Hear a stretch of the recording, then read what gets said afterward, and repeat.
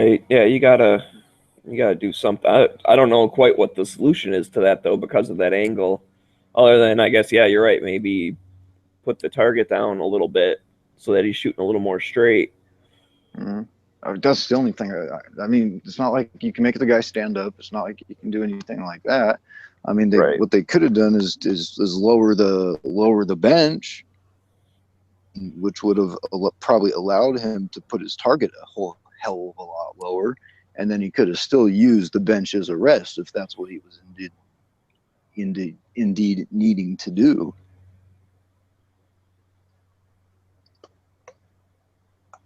But yeah, I walked in there and just like, the guy just looked dumbfounded. He's like, "Where's this coming from?" There, that's on the fucking firing line, dude. That shit's coming back Or at like, me. yeah, no, I just like walked down at the end of the range and picked some stuff up and came back, whatever. Yeah, I snuck into your baffles and scooped up a bunch of jacket pieces and lead chunks. yeah. Just to bring a handful in here and try and cause shit. You know, it's Well, that's just like a like, transmission shop, dude. They got a handful of metal shavings around. So when you go in for one of them, like, free transmission flushes or something, they come back out with a handful of shit. Be like, hey, look how messed up your thing is. You need a new transmission. yeah, or rag soaked in oil, and then they cover it in chips and metal chips. Yeah. No, I mean, it's just like, I mean, my whole thing is you guys are running a fucking range where if something fucks up and somebody does something stupid, somebody's gonna get killed, and there's two of them running it. It's just like none of you guys can you couldn't even see that could possibly be a problem. You got to wait until I'm actually being hit by shit in order to do something about it. Well, and you said that you ended up just like you told them about it, then you left or whatever. So were they just like, oh, that's weird, and then like they weren't even gonna do nothing or what? Well, all right. So I went inside and was talking to them, and they were just fucking dumbfounded and puzzled and trying to figure out if it was me, if it was shit I was shooting or what. And I'm just like, no, dude, it's coming from the guy next to me. And the other thing he was doing is he had his hand, or he was holding his gun so far forward of dividing walls that his ejection pattern was coming straight at me. I'm not fucking worried about getting hit by a shell, but you're gonna let him break that front plane of how far you're supposed to never put your hands out there, and on top of everything else. And it's just like, what are you guys just fucking sleepwalking through your day or what? I I went in there and basically handed him a handful of that shit and was like, here, this is what's happening. And he looks all dumbfounded and goes and talks to another guy back in the actual pro shop, and a wheelchair. He only went in and fired a few magazines. And I was packing my shit up as he was kind of rolling out of there, but because I didn't know how long he was going to sit there and shoot. I policed my brass real quick and got the fuck out of there. As I was walking out, I'm like, yeah, I already got. I didn't come here to leave with a bullet hole, so I'm getting out of here. And he's like, oh well, did you get one of your punch cards? The guy gave me a punch card, and when I came in, he gave me a couple extra stamps. And he looks at me, and he's like, oh, okay. And then the guy who did that's like, dude, give him a fucking punch card and punch that son of a bitch full so his next trip is free. Like, well, that's a nice thought and all, but I don't know that I'll be coming back here. I'll go to the mountains. I'll go to the outdoor range that is an extra 20 minutes away, but you know what I mean? Or just go when the guy in the wheelchair is not there. I guess that's another option. Right. I mean, it's probably a pretty rare thing. Yeah. Yeah, but I mean, dude was like, "Well, I mean, I couldn't even imagine something like that happening. Thanks for bringing it to my attention." You know, and the guy who was all kitted up with his rifle plates, you know, he walked out there and he's like, "Yeah, damn sure. I mean, there's fucking sawdust all over down there, exactly where he had his target, and you can see where the impacts were hitting up actually on the wood and on the metal."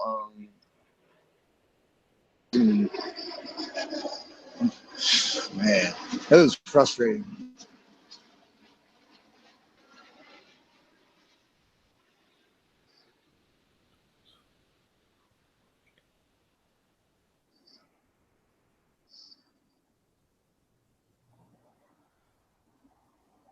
Well, Yeah, at I least you looked got at, shooting.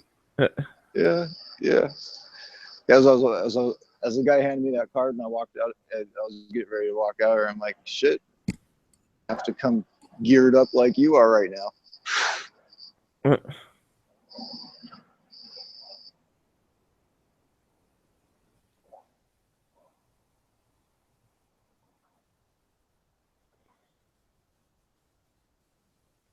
Yeah, at least I got shit. Got 150 rounds through the Ruger. I only brought 50 rounds of 9mm and didn't dot drill them. I wasn't planning on being there long anyway, but I didn't want to be run out of there by bullet fragments.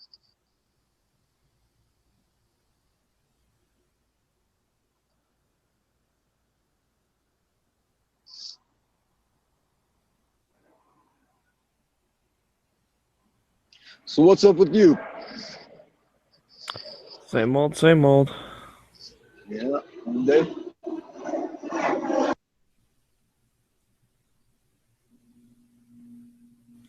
At least I get to stay home this weekend. As opposed to working? Being out of town, yeah. Yeah.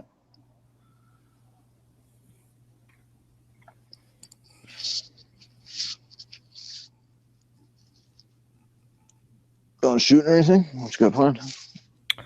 Yeah, I don't know. I don't really have anything planned as of right now. First weekend you've been in town in a while? If so, you're probably just gonna kick back, huh? Either that or either that or get shit done. Or go out. Yeah, I don't know. I was thinking I was going to go out tonight, but because I haven't gone to karaoke in a long time, but yeah, I don't know.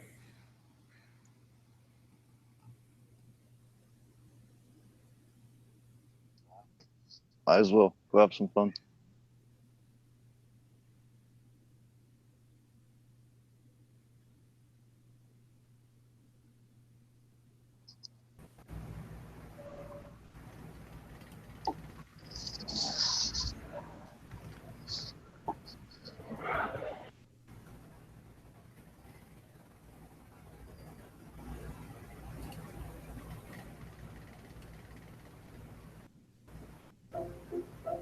Let's all go to the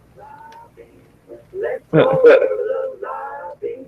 Let's all go to the lobby to get ourselves a treat. Delicious things to eat. The popcorn can't be beat. The sparkling drinks are just dandy. The chocolate bars and the candy. So let's all go to the lobby to get ourselves a treat. Let's all go to the lobby to get ourselves a treat.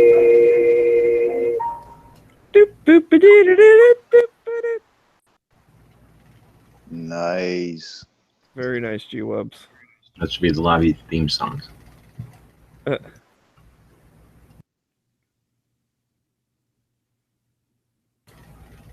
Where's all the foreigners?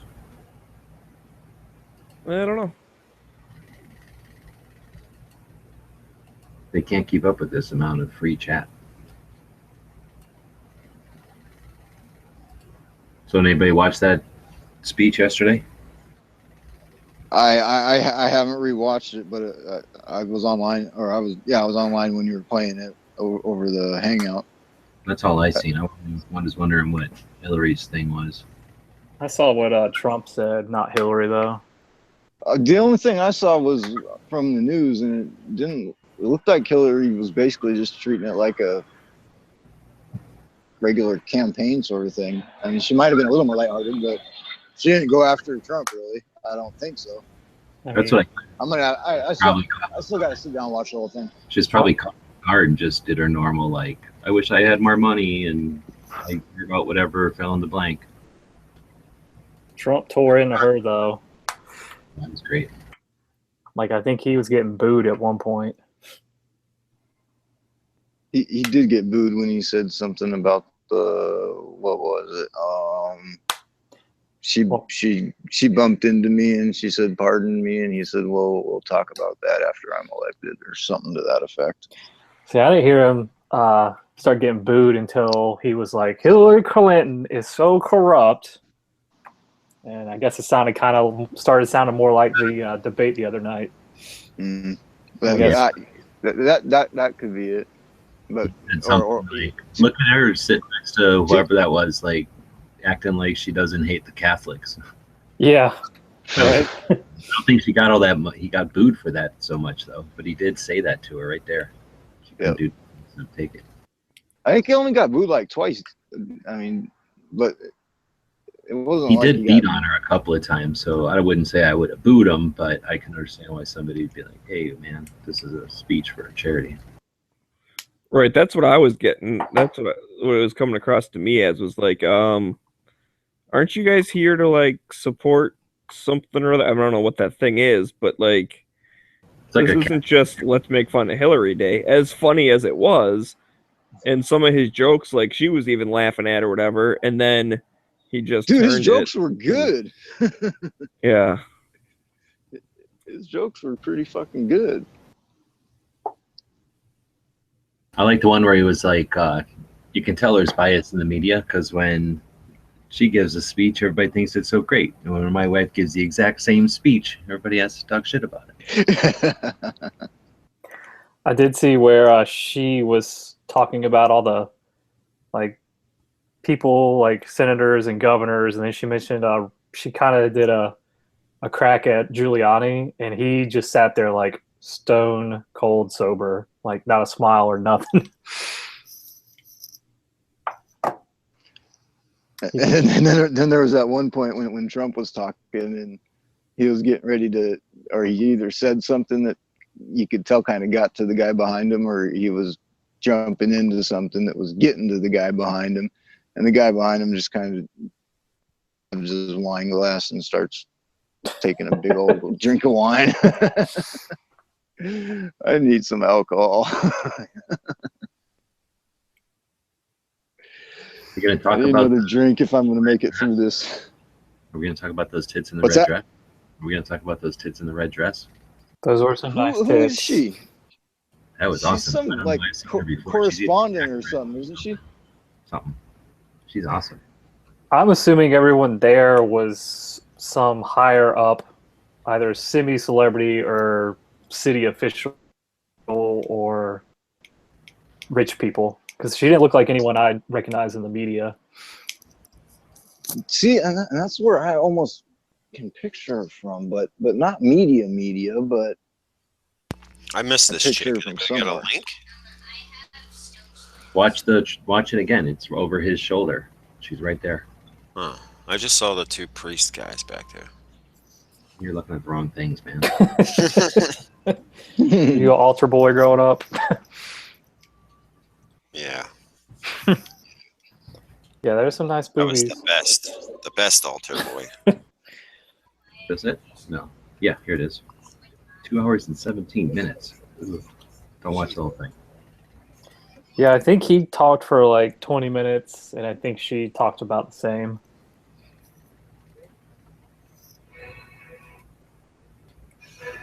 Oh, there she is. She's like Get it more than half into it. she's like half Hispanic or something, isn't she? She looks like an actress, I think. All right, so if I share at this timestamp, Maybe that's where I reckon. Yeah, I was just gonna ask is what's the time when 1 hour is 23 minutes, 30 seconds ish. holy shit, man. Did you look at this video? Like it's got a break for commercials to pop up like every Yeah. like 5 minutes. And an hour and That's how you fucking and an hour and 23 minutes into it is when they start. Yeah, look at right off the bat, you can see the chick in the red dress. You gotta wait for Mr. I got an award for sitting in the wrong fucking place to move out of the way once in a while.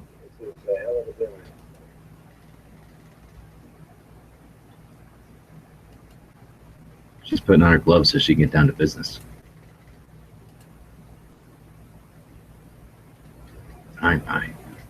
And I guess you get to have the last trilogy here. Dude, that's gonna drive me crazy trying to figure out where I recognize that broad from.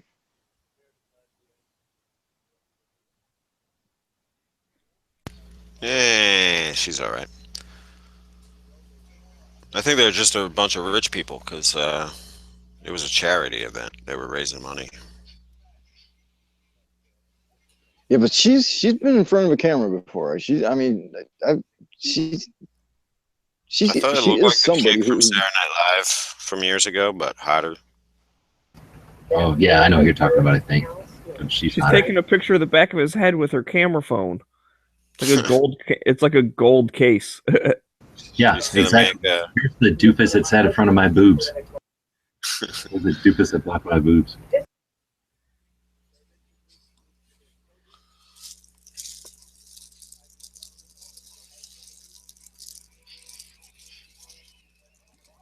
I got a weird call from my gun shop. Somebody called them complaining or angry or irate about a Vickers tactical Glock. And they called me asking if it was me or somebody I was related to. It's like, no. What the hell are you calling me for? Why, I honestly thought they were calling me because it was in. I was like, all right. Oh, dude, I'm listening to fucking the liar speech here, mainly because I'm looking at those boobs, and also I wanted to see what she said. So she goes, I'm seeing a lot of familiar faces in the crowd. I'd put y'all in my back basket of adorables. So she's making fun of her racist-ass comment and blowing it off.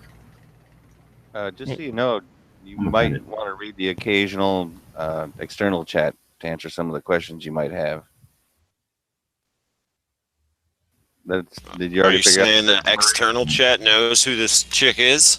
It's Maria Bartiromo, man. Oh, I don't know who that is. Yeah, she used to be on CNBC all the time. She does the business. She's a really smart cookie.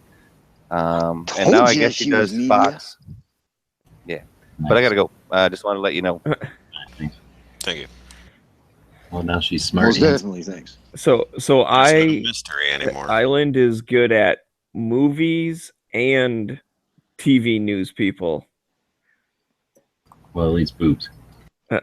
So I just Googled her name, and the first thing that pops up was Rush Limbaugh grossly objectifies Fox's Maria Bartiromo or whatever her name is. So I'm assuming he's Maria talking about her ticks. Boob Alonzo. Yeah. I think it was their name. Oh man, I missed. Boobarelli. And this sound is like pretty fucking low. It's hard to hear it and talk to you guys at the same time. I guess one of the quotes from Rush Limbaugh was, the rackage on display there obviously was not constrained by a corset. Maybe she shouldn't be showing them off if she doesn't want nobody to see him. I don't think she's upset about it. She wouldn't have been wearing what she was wearing if she didn't want everybody checking it out. No, I'm convinced girls like that shit. If girls want you to stare at their tits, they will show them. They do, but then when you look at them, they get all offended. Well, they have no right to get offended. Yeah. Then if you look at him, you're a fucking pig or something. It's like if you don't want guys staring at your boobs, hide the sweater hounds.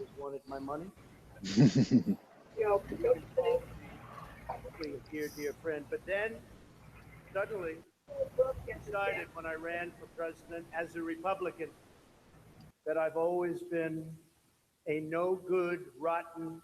See, I always use that line when people are like, "Oh, Trump's so bad. He's a racist. He's a bigot." I was like, he was a Democrat up until like 8 years ago.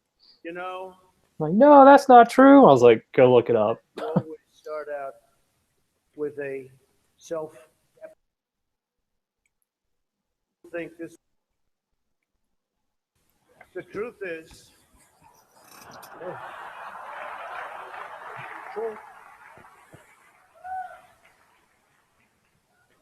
The truth is, I'm actually a modest person, very modest.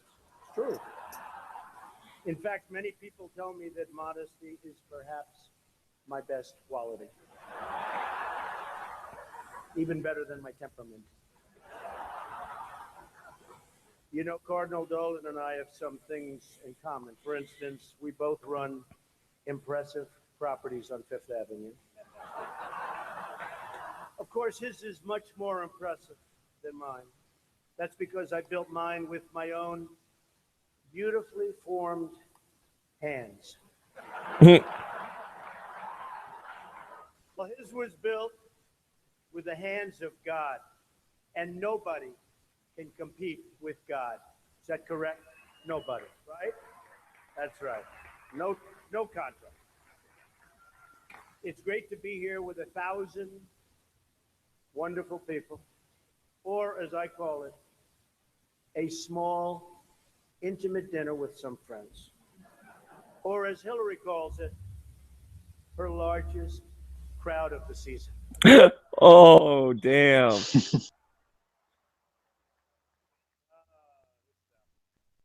All right, you're right, dude. This is definitely worth watching. So he's like, yeah, so it's nice to have 1,000 people together, which I would call an intimate dinner with friends, and Hillary would call her largest crowd of the year. No, he didn't. I mean, he didn't hold back any punches. I mean, This is corny stuff. but he was also funny. I don't. With a little bit of an advantage. I know that so many. I don't know if he just went in there thinking, I don't even give a shit anymore. I'm gonna blow this. I'm gonna say what I want to say, or if he had a comedian write it, or what. Probably thinking, well, my poll numbers can't get any worse. Fuck it.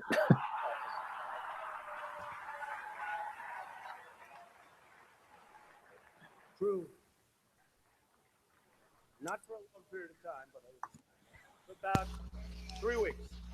This is America. What's great about the Al Smith dinner is that even in the rough and tumble world of a really, really hard-fought campaign. In fact, I don't know if you know Hillary, but last night they said that was the most vicious.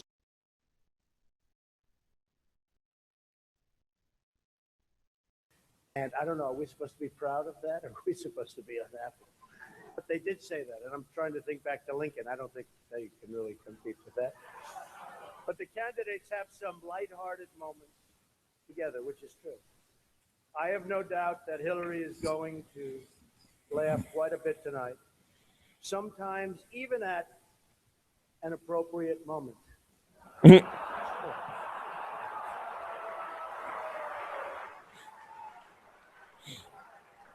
Come on, Donald, get the lady in the red dress laughing. With all of the heated back and forth between my opponent. You looking for jigglies? We have proven that we can actually be civil to each other.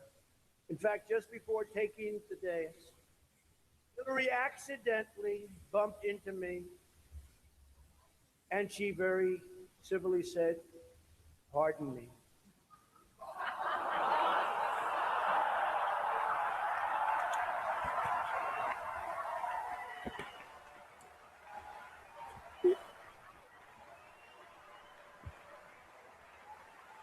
And I very politely replied, "Let me talk to you about that after I get into office." Just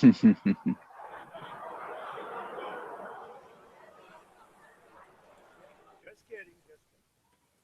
And Hillary was very grateful. She said if somehow she gets elected, she wants me to be, without question, either her. Oh, fade away to fucking commercial. Seriously, these guys, man. Yeah, there's like a billion on there. When it comes back, it'll fade back to you don't miss anything. Iraq or to Afghanistan. It's my choice.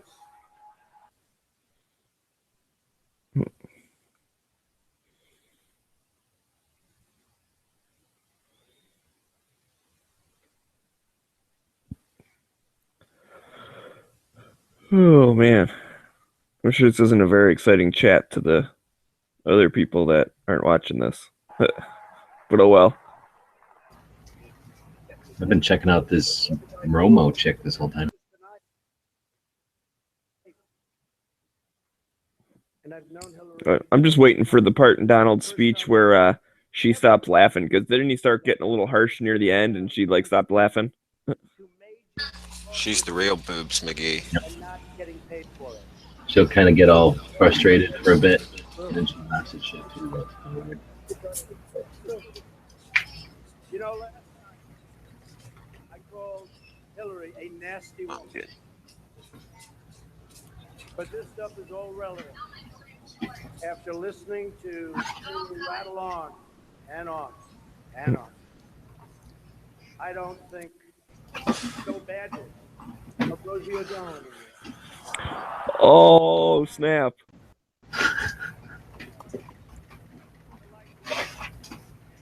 After listening to Hillary rattle on, I'm starting to think that Rosie O'Donnell isn't that bad.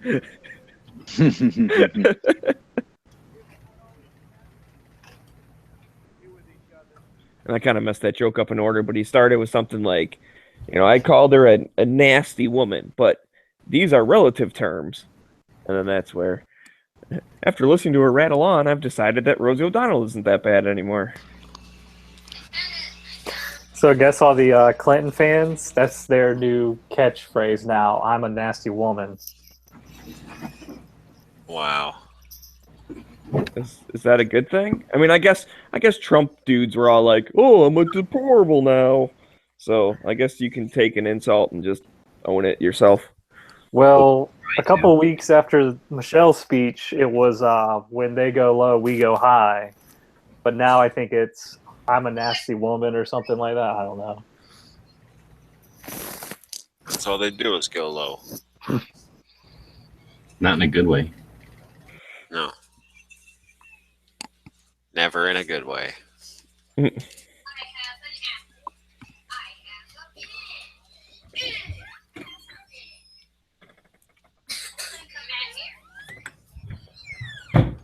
Oh man, World War III's kicking off. I just kicked off World War I. The Royal Navy is attacking Russian ships or something. They're tracking. Never mind. They're tracking the ships. Well, that's fine. Just seeing what they're doing. I thought it said attacking Russian fleet. I was like, oh fuck, dude. Who's stupid question? Royal Navy, British or what? Who is that? I would think because it was in the English Channel, so it's got to be the UK or whatever. Yeah, a Russian fleet left Russia and it has to pass through, I guess, the English Channel, and Brits are tracking them. I'm glad I think I'm past the draft age. How old is that? 47. Is it 47? Never mind then. No, it's got to be younger than that. I have no idea. Well, let's just say all you millennials better step up and volunteer. I don't want to get drafted. I thought it was 18 to 30 something, 35 maybe, 30. I thought it was like 18 to 25 something. Depends Maybe on it is. some people and what. Yeah, they take the young guys first, and then once they start running out of them, that's when they go more and more. Plus, they should be equally gender non-biased, so there should be a heck of a lot of chicks getting drafted for any old people. All right, that's true. And start sending daughters to war and see how long wars last. And so I don't know how I feel about the draft, to be honest, because I just think that you're not like, if the people don't want to be there, they're probably not going to do a good job. That's how everything happened, though. Well, see, my thinking is if I have to be there, I don't want to get killed, and I don't want the person next to me to get killed. So I'm going to try to do at least a decent job, and hope that everyone else in my squad feels the same way. If you don't want to be there, then you just have to accept the fact that you're cannon fodder. That you hate your country. Yeah. Somebody else be there You don't even want to die for it. Well, I wouldn't want to, like, for the stuff that's going on now, that's why I'm not signed up. I wouldn't want to die for that stuff. No. You don't know what's going on. No, the stuff that we're fighting right now, I wouldn't want to be over there in the Middle East. But I personally think that's none of our damn business. Like, if you attack us, we'll drop a nuke on you. If not, we'll leave you the fuck alone. Problem solved. I know it's a lot more complicated than that, but still, why are we supporting all these different regimes and different people, and they end up turning around and fighting us again after the fact?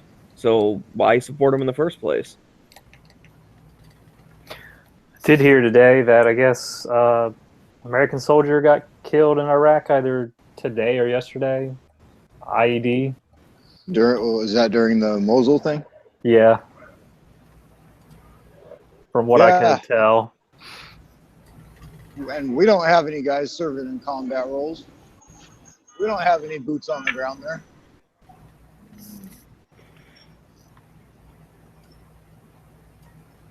So they say.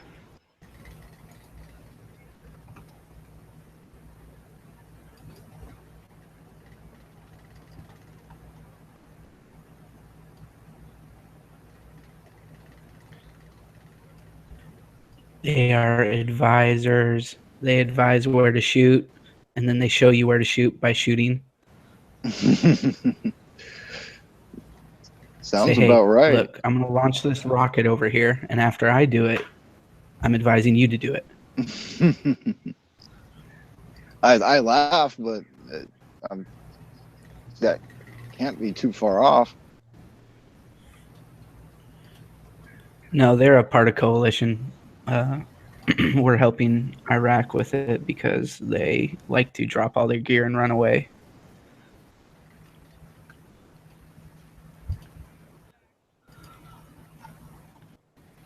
Tax dollars at work. So we're hoping that some of our soldiers over there in this advisory role are going to be able to stop them from dropping their shit and.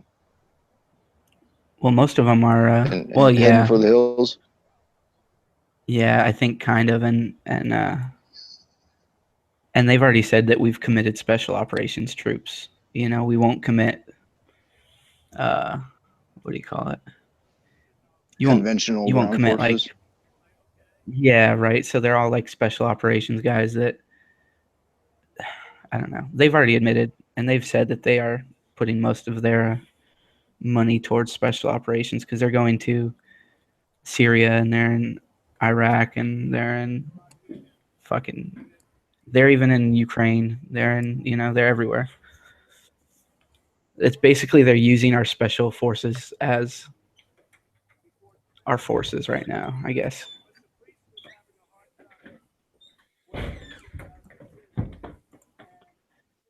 But yeah, I was wondering if the English Channel, is that international waters or is that? I'll bet you they both act like they own it. England and whoever the hell's on the other side. France or whatever. Yeah, because I mean there's a bunch of countries and I think don't you only get like 2 miles off your land? What is it? It's only like 5 miles. I think it's like it's something like that, but 10 or 12. But people swim. Yeah, people 10 or swim 12. it hard. That far. Well, that's only one point, I guess, where France and there's a tunnel under it, so it can't be that far. It's the biggest tunnel, I think. But there's a tunnel under it. I think the English When Channel that is link like 2 miles at its widest or something. No, it's got to be less than 2 miles. That was a big deal going across on D-Day. 2 miles would have been fucking easy. Really? 2 miles, they probably would have seen the fucking buildup. I think it's more like. If you, but didn't someone like swim it? People Yeah, swimming it's all the pretty- time. Yeah, they swim it all the time. It's I pretty was thinking amazing. about swimming it next week just for exercise. Well, if you look at that link I posted, there's a whole map, and it shows where the forces were and where the countries are and all that. And it gives you a good idea. I mean, the southern part of Great Britain is really close to France, but then it widens up as you go north. So I don't know if you, I'm sure those are shipping routes, but you would think that, you know, if Russia, who's normally not there, were there, they would, you know, if it was a completely friendly situation, they would be like, hey, we're coming in. We're just, you know, running these, you know, basically checking our stuff and all that. But, you know, they're kind of like, you know, I do what I want and do something about it kind of attitude. So Sean says they're in the North Sea. Yeah. Yeah, they're up by Norway, Norway and Sweden, and they met kind of in the middle. They should just go ahead and do a Battle of Jutland 2.0 because we're probably going to end up having to fight them fuckers anyways. Well, you know, it'd be crazy if fucking we trap them in the fucking channel, you know, because we got Norway, the Norwegian Navy from the north moving in, because it shows the arrows which way they're moving and all that on the link.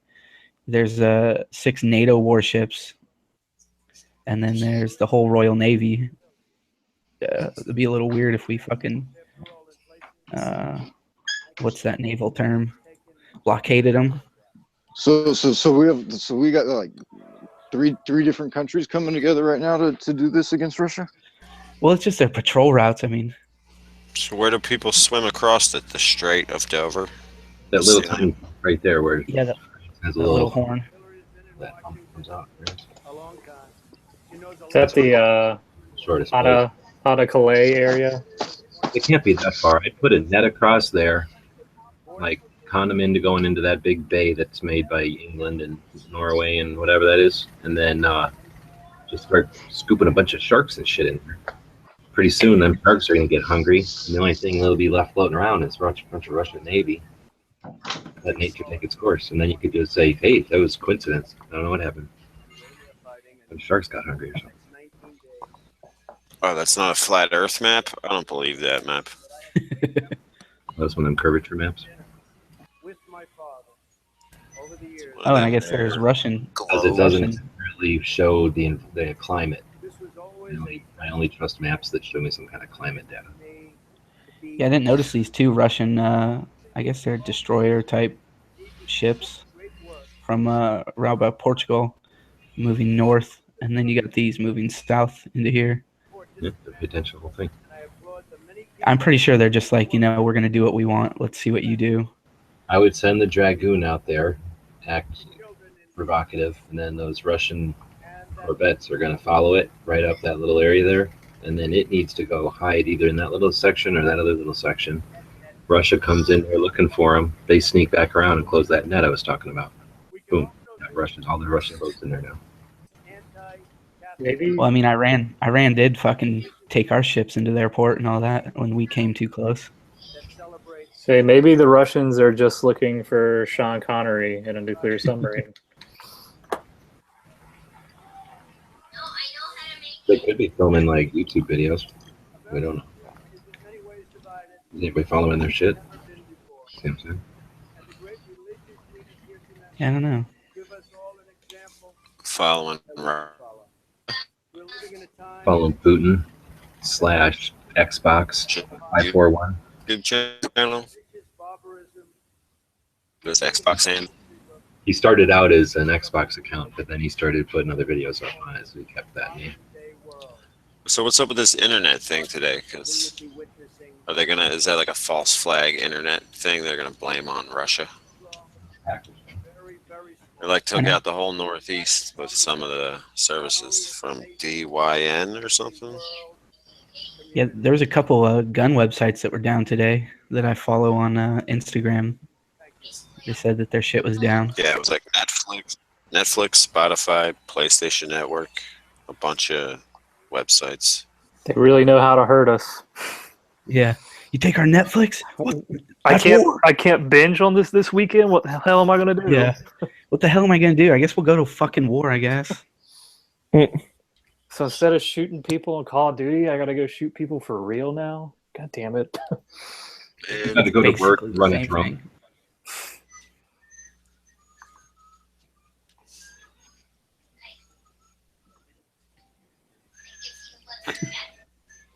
Like I saw something, I don't know how 100% accurate it was, but essentially it was Putin on Russian television saying, talking to the American voters, hey, if you want war, vote for Hillary. If you don't, vote for Trump. Yeah. Which they That's what both sides are saying. He said it, and Hillary said that he said it.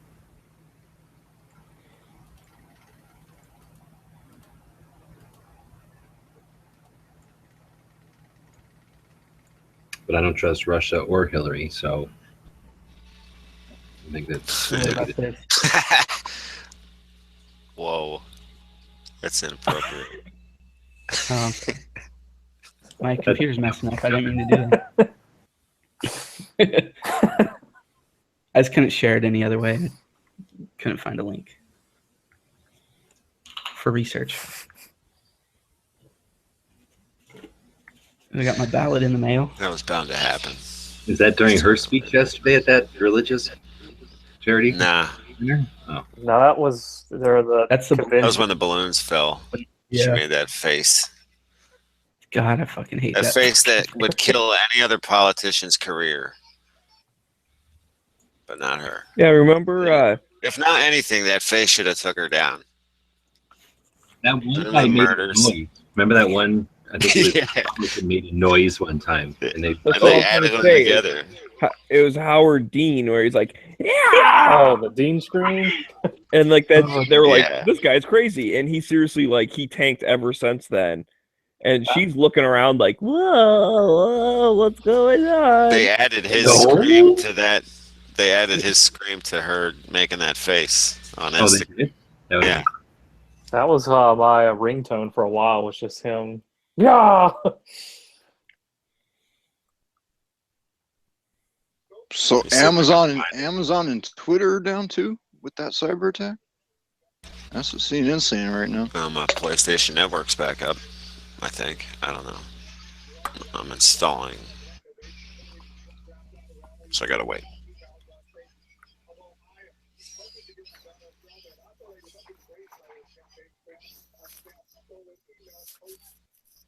Shit was going slow today, though. It shouldn't be. It shouldn't be affecting any of the West. I looked at the map, and it was all northeast, with like a little spot of Chicago, maybe, or Illinois.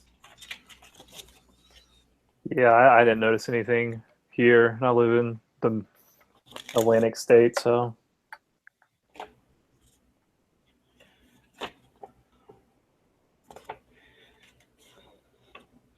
I'm doing my American deed right now and voting. I need to vote often. That's what I always say. What's that? Vote early, vote often. So that's a Democratic motto right there. Democratic Party. Vote and vote as many times as possible. Vote life after death. Yeah, I need to find where I can vote early because I really don't want to go out on election day. Yeah, Oregon does mail-in ballots. I'm so glad Washington does too. Yeah, I ain't trying to deal with all those people. Oh, hell no. I feel like my polling place is the school right up the street. Like, it wouldn't be a hassle going there. It's just probably waiting in line for a couple hours.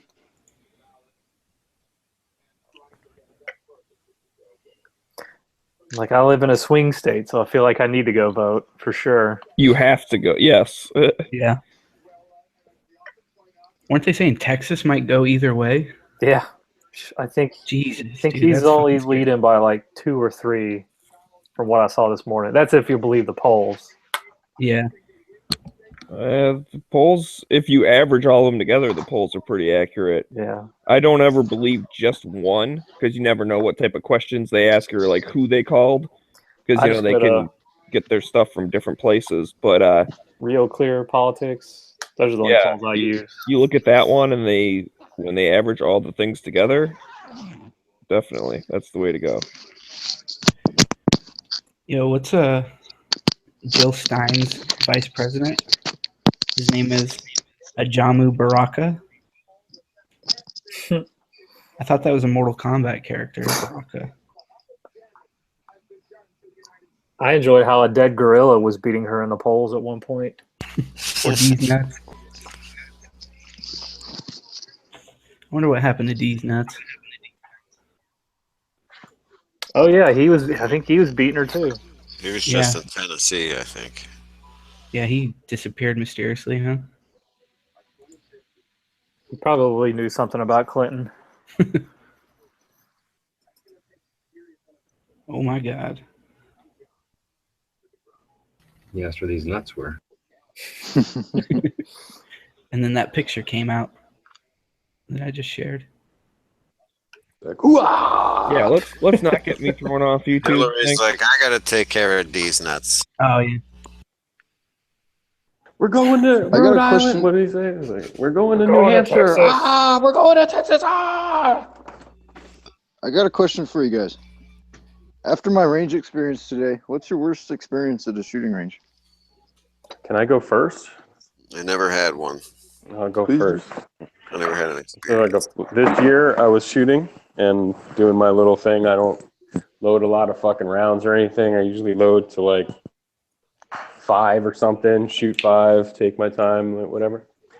And I was like taking my time, and a couple next to me, there was a couple there, and they were renting handguns, you know, so they weren't like new, they weren't, I don't know, I don't even know if they owned a gun. But all of a sudden I saw like smoke and a flash and a ding above my head on the metal track that the target the target holder rides on, and a hole. So like I just saw like boom, I heard the boom, I saw the flash and the smoke and the sparks and a hole right where they shot, like above my head, about maybe 5 feet in front of me, 4 feet in front of my head on the rail. And this again. Yeah, so that was it. That would be the worst, I think, for me.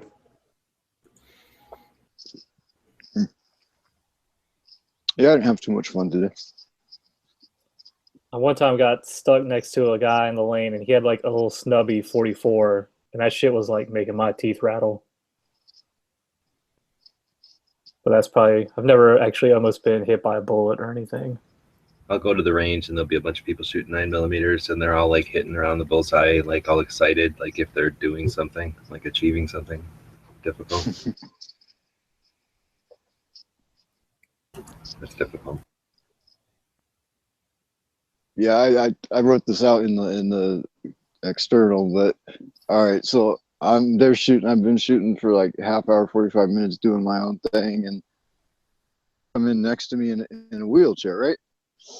And they just basically do his own thing, no instructions, no nothing. And so he rolls up in there, and they have their rule that you have to put your target as far up on the cardboard as possible. So of course he's following their rules, and in his wheelchair, using the bench shooting off the bench for support. And because he's in a wheelchair and sitting down low, and the bench is sitting up high, and then he's also shooting at his target, which is also higher, his fucking rounds are going up into the baffles and hitting the brackets that up there. So he shoots like 3 or 4 rounds, and I start to notice, shit falling around me and shit coming at me. And I started to sweep my shit up and, police my brass, and there's fucking bullet fragments all over the place. So he's shooting and he's hitting the steel supports for the baffles up on the ceiling. And it's sending back huge fucking chunks of torn off jacket, and then huge chunks of just pure lead back at him and anybody right next to him. I picked up a handful of that shit and I walked inside and I'm like, dude, is this? And I held it out in my hand. I'm like, is this normal to you?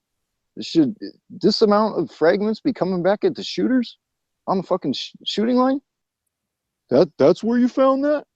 You got that from the shooting line? What's going on out there? What are you shooting? I'm just like, I'm shooting factory loads. I don't know what the hell is going on next to me, though. And, you know, they were talking amongst themselves, trying to figure it out. And I handed him that shit, and I went back in there and packed my shit up and talked to him again. And, you know, I'm just... And the guy had finished up when I was talking to him, and range safety officer, he's got his fucking rifle plates on and everything, and he walks out there and looks at what was going on, and yeah, I mean, there's fucking sawdust all over the 7-yard mark where he had his target, and there's holes in the fucking baffles, and bullets were striking, and the ones that were hitting the brackets and sending that shit right back at me. I'm just like, dude, this is bullshit. I'm fucking out of here. I ain't coming here to leave with a fucking bullet hole in me. Or a fragment in me. You sound like a pussy, man. You need to man the fuck up, dude. Yeah, I was a total fucking safety Sally today. Exactly. Like, what's your fucking problem, pussy boy? Get downrange and take a photo of me shooting at you, motherfucker. I won't hit you. Yeah, but I mean, he's shooting 45, so a big old heavy bullet, and when it breaks, he's probably old. He's probably got fucking diabetes. You know what I mean? Fucking 45 shooting fuckers. Dude, so I mean, when it hits, it doesn't have even enough force to break up into small pieces. So it breaks up into big fucking pieces and fucking shoots them back at you. I'm such a good shot. I would have just started shooting his bullets like before they got to the target. You know? Yeah. Exactly. Yeah. Ah, you know what he said? You know what he says? That was his excuse, was that the mic was like his earpiece couldn't work or something. Like he couldn't hear himself at all, and the crowd was like super loud, and they were all screaming and yelling. And what we heard was basically like him isolated, you know, like his direct mic feed. So if you were in the crowd, like you probably wouldn't even have heard him saying like, ah, you know, like. I don't know how you would. That was his excuse. Like, no, you know, it wasn't so bad. You had to be there. You know, it was like really loud. Me and my family were watching that, and my parents were huge Democrats. And after he did that, my dad just like put his hands in his face, and he was just like, "Fuck it, he's done." Fuck it. It was like when Al Gore walked over to George Bush, and George Bush looked him up and down, was like, "What the fuck? Like, what the fuck do you want, robot?" Yeah. He was like, "This is like Dukakis riding around in that tank." Like as soon as he did that, oh my god, yeah, that's the fucking greatest ever, dude. Looking like fucking Dudley Moore, Arthur. There was a movie called like I think Best Defense or something like that. I think Dudley Moore was in it, and the movie poster was like him riding around in a fucking tank like a goofball. Pretty fucking funny shit. I'll tell you, like, so a couple months ago I went to the range, and this couple was there, kind of like just really not taking anything serious, like guy and a girl, and just talking mad shit, like and playing games. And at one point I just turned around and she was about 8 feet behind the lane, behind the line, with her hands on the gun, pointed down range, but like she wasn't in a lane, like just pointed at her boyfriend while he was changing the target. Like I saw her finger was on the fucking trigger, dude, of the Glock. And I was like, you can't stand back here. Cause like I was right next to them. So like, you know, she could have easily shot me too if she was fucking around. I was like, you can't stand back here with the gun. You got to be in front here. And she said, no, it's okay, or something like that. I swear to God, she was like, no, it's okay. And I was like, no, it's not okay. I was like, and then she was like, she gave me a face, and then she started walking over to the line, and I gave her like a fucking sarcastic thumbs up, like thumbs up, bitch. Real fucking smart. So I looked down the line, and the guy on her right, there's like 2 or 3 like businessmen on the right, and they were looking at me and her, like they were shaking their head at me like they couldn't believe it, but they didn't say anything. So I went out to the range to get something else, like an AR sight tool, to borrow one from them guys. And they were checking out, and they were like, here he is right here, to the range guys. And I'm like, oh, me? What? And he goes, you tell him what happened. Tell him what happened in there. And I was like, oh. She was like, and I told them what happened. And they were like, oh, okay, really? Okay, we'll keep an eye on her or whatever. We'll keep an eye on it. But this is like a brand new facility, and they literally want $20-something an hour to shoot. And it's millions of dollars they spent, and there's TV screens everywhere. Like there's even TV monitors in the lanes where they can like talk to you. It's weird.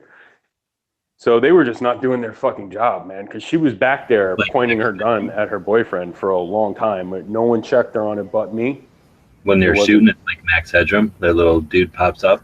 Hey, shoot to the left. Yeah, you can hit the button and be like, hey, something's wrong in here, and they can be like, okay, we'll be right in. Well, the little paperclip pops up. Do you want me to teach you the Weaver stance? Yeah. Microsoft Word guy on a unicycle. A little hologram.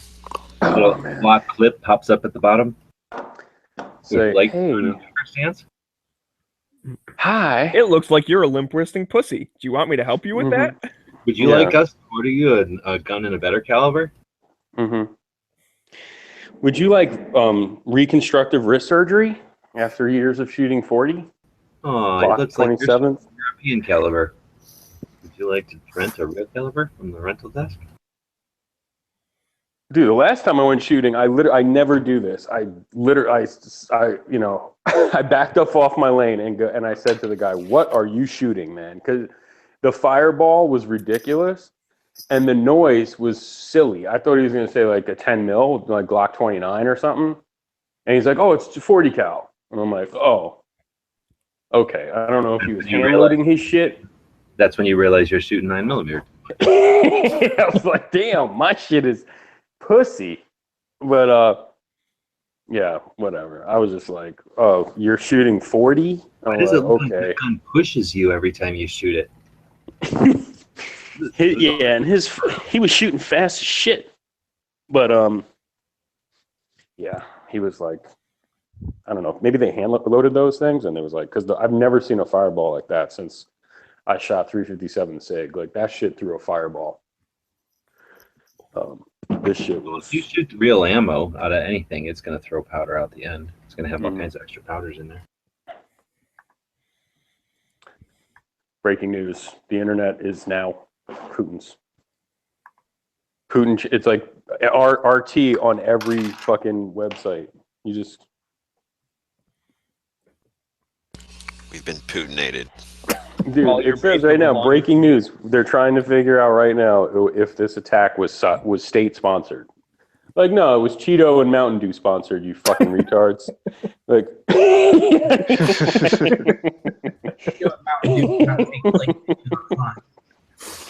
yeah, was it state sponsored or Mama's Basement sponsored, you fucking retards? They took out Netflix, man. And Amazon. Yeah. I mean, fuck. If it wasn't eBay and fucking Hulu, it was just the fucking Chinese. PlayStation Network's working. It is? Awesome. I wonder what response Obama will come up with. We're sending Kerry's fucking elephant face, motherfucker. Sending Herman Munster to take care of it. Doesn't Kerry look like fucking Hellboy, but flesh toned? So he's gonna send him over and just have him to please ask him to not do it again. Mm-hmm. It turns out it was 4chan. They hacked everything. He's gonna Reddit was Lurch and down, dude. Hellboy had a baby named John Kerry. He's gonna give him a lifetime supplies of Heinz ketchup. Mm-hmm.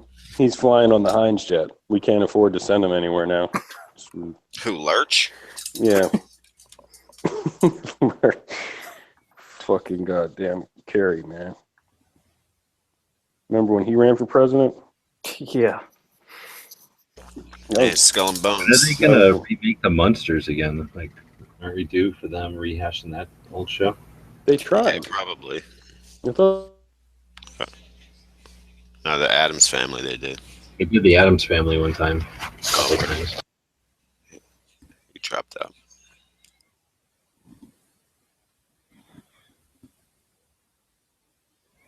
So I have a question. I'm not sure who said it, but after I posted my little story from the range today, somebody said, "Well, why don't you take a few minutes and give the guy a hand?" What was I supposed to do?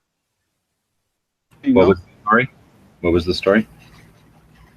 Dude in a wheelchair was shooting, and the rounds were hitting too high up because of the angle he was shooting. Oh, don't they have a stand? Usually when there's somebody shooting with a different situation, they'll put a stand out there and let them shoot at a normal position so they're not shooting up on the ceiling. No. Then that one way to answer the question. Then could have said, hey man, this guy's shooting the ceiling. Don't you guys ever have anybody in here who's short or sitting in a chair? Then why don't you give us a stand we can sit? Oh, well, that's the thing. He's sitting in his wheelchair, and he's using the bench because they all have benches, but they're all the same height. So the bench is pretty high for a dude in a wheelchair. So he's using that, and then they tell you have to put your target as high up on. You got to put it, where they have this line drawn. But for him in his situation, that target should have actually been on the lower side of the cardboard. Yeah, they should almost make a separate cardboard that's really low so that he can set it in a uniform spot, but much lower. Right. So that's just common sense, isn't it? I would think so. What kind of hooks are there like hooks with a big backer, big cardboard backer, or is it just little? Like some ranges, all ranges have different kinds of backers and shit they hang from the little thingies. So electric track. I don't know what actually holds the. But I mean, is it like just a big sheet of cardboard or just like a top part? Because I've seen it where, like, the only thing, like, picture like a coat hanger, like that made out of cardboard is hanging from the track, and that's all you have to like clip your target to. No, it's a bigger sheet of cardboard. It was probably 2.25 feet wide by 2 feet wide by 3.5 feet, tall. Well, he should know that if his sights are higher than the wall, the back, whatever the fuck it is, backstop, the backstop, then he shouldn't be pulling the trigger. So that was his bad. And then on top of that, it's the RSO's fucking bad too, because he didn't stop the son of a bitch until I went in with a handful of fucking fragments. This is what's going on. And the guys looked at me like, I wonder how this is happening. I'm just like, dude, you got a guy in a wheelchair there. He's shooting a target that's fucking high up. You're fucking, I've said it so many times. What are they called? He's shooting your baffles and your metal brackets to hold your baffles on. And he's like, "Oh, really?" And the other guy who's all kitted up, he goes out there and there's fucking sawdust all over where the 7-yard line where the guy had his target, and he comes back in and he's like, "Yeah, that's what he was doing. It was shooting our ceiling, and it was hitting those brackets and bouncing back." And then they thanked me for telling them. They thanked me for bringing it to their attention. They were gonna give you a cookie, but they ran out. Oh well, they did give me one of their punch cards where you go in 6 times, you get your lane for free, and when I first paid, and none of this had happened yet, the guy was just like, "Oh, you've been in here before," and he stamps it 3 times for me. I'm just like, "Right on," And then after that, the other guy gets ready to. He asked the guy if he gave me one yet, and the guy's like, "Yeah, I gave him one. I gave him a couple extra stamps." And the other guy was just gonna be like, "All right, that's fine." But the guy who actually gave it to me said, "Well, take that card and fill it up so his next trip is free." We should probably do that for you since you didn't have all that great of a time here today, and since we let this happen. I'm just like, whatever, man. Give me the card. My shit's packed. I'm fucking out of here.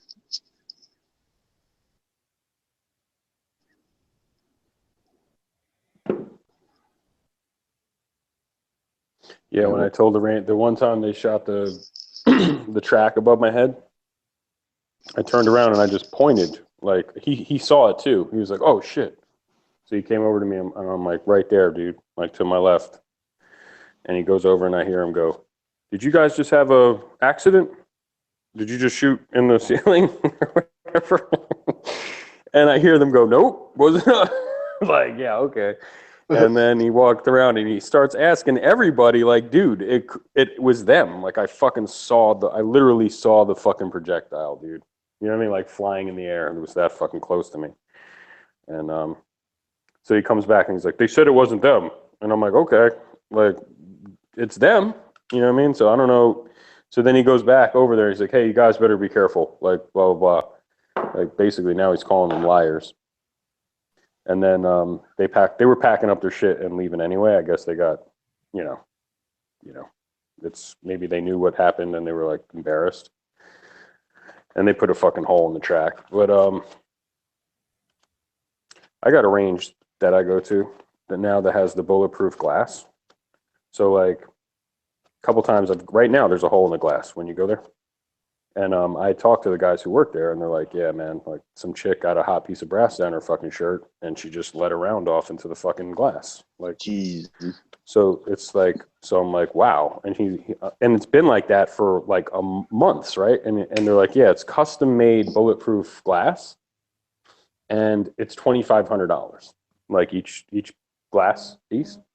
And he says when you come in there and you sign the waiver, it says something like you will be held responsible for any damage to the lane or the glass, right? So he told me like when the chick did that, like they basically charged her credit card $2,500. But then you also said it still got the hole in it, so they didn't even fix it. So they're just stealing. Yeah, it's like those people who get into car accidents and like take the insurance money and buy weed with it, and then they drive around like a fucking wrecked car. Yeah, sort of like that. I do that shit all the time. Yeah, that's what I heard. I see that shit, but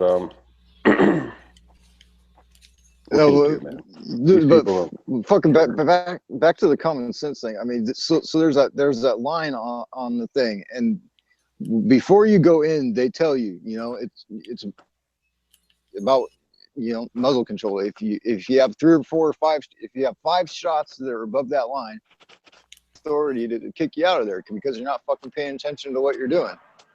Yep. So that's just kind of, it goes back to the whole thing. I mean, if they're trying to keep the rounds as low as possible and they see that whole situation arise where there's a guy in a wheelchair coming in, I mean, why didn't they do what they fucking had to do to set him up and make sure everything was right?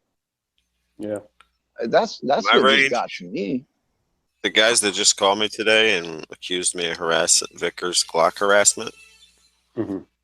they come into the thing, storming into the thing before I even know someone's fucking up. So they're like paying attention to their cameras. Yeah, they're good. They're good about that. So someone called up and was like, "Vickers is fat. He's lazy. Ever since he got out of the unit, he's just he capitalizes on the unit's name." Well, I mean, what were they saying? I have no. I guess they were irate because their Glock hasn't coming in yet. Oh, just tell him it's flippy. Just give him. It's gotta be flippy. Well, have you called him and bitched him out about other guns or what? Never. Never. That's weird. That's what's weird. Why would they call you and think it was you? They were like, "Wait, so who's on Vickers' dick?" Let's see. Cole Moonfood. He's on Vickers' dick. Like he's buying Vickers guns, dude. Yeah, because I called once last week, and he was like, "Don't worry about it. Keep your pants on. We'll call you." And I was like, "All right." They're like, did they say like, dude, it's just a fucking Glock, dude, fucking jock rider. Get off his jock. No, they were cool about it. I was cool, and that was the last I heard of it until he called me today, which I thought he was like, Mike. He said something about the Vickers, and I was like, positive my gun was in. Yeah. I wish Barry. And then he told me, "Did you have somebody call here asking about the Vickers tactical Glock?" No, I would never do that. That's not my style. I would come there in person and fucking have a cow flip out. I was like, I'm coming there Sunday. Mm-hmm. Going there Sunday to shoot, I guess, but. Did you call here acting like a flippy? What the fuck are you asking me for? Are you sure it wasn't you? Sound like you call here asking about your Glock, your Vickers? Like when Barry was at Moss Pawn, I would call down there and be like, "Hey, whatever new hot gun came out, like you got this new LCP or you got the new Shield." When the Shield came out, remember they were like selling for $800 and shit. Those morons were like wanted one so bad. And he would always be like, "No, we don't have. But we do have the Taurus, like TCP or whatever, you know." I would call him. If he was alive, I'd call him. Be like, "You guys got the Vickers Glock?" And he'd be like, "No, but we got the new Ruger American or something. Come on down." Yeah, that Ruger American's pretty awesome, huh? It's just like a Vickers Glock. Trigger's like a fucking. The trigger wasn't that bad, but I mean, I wonder how the compact.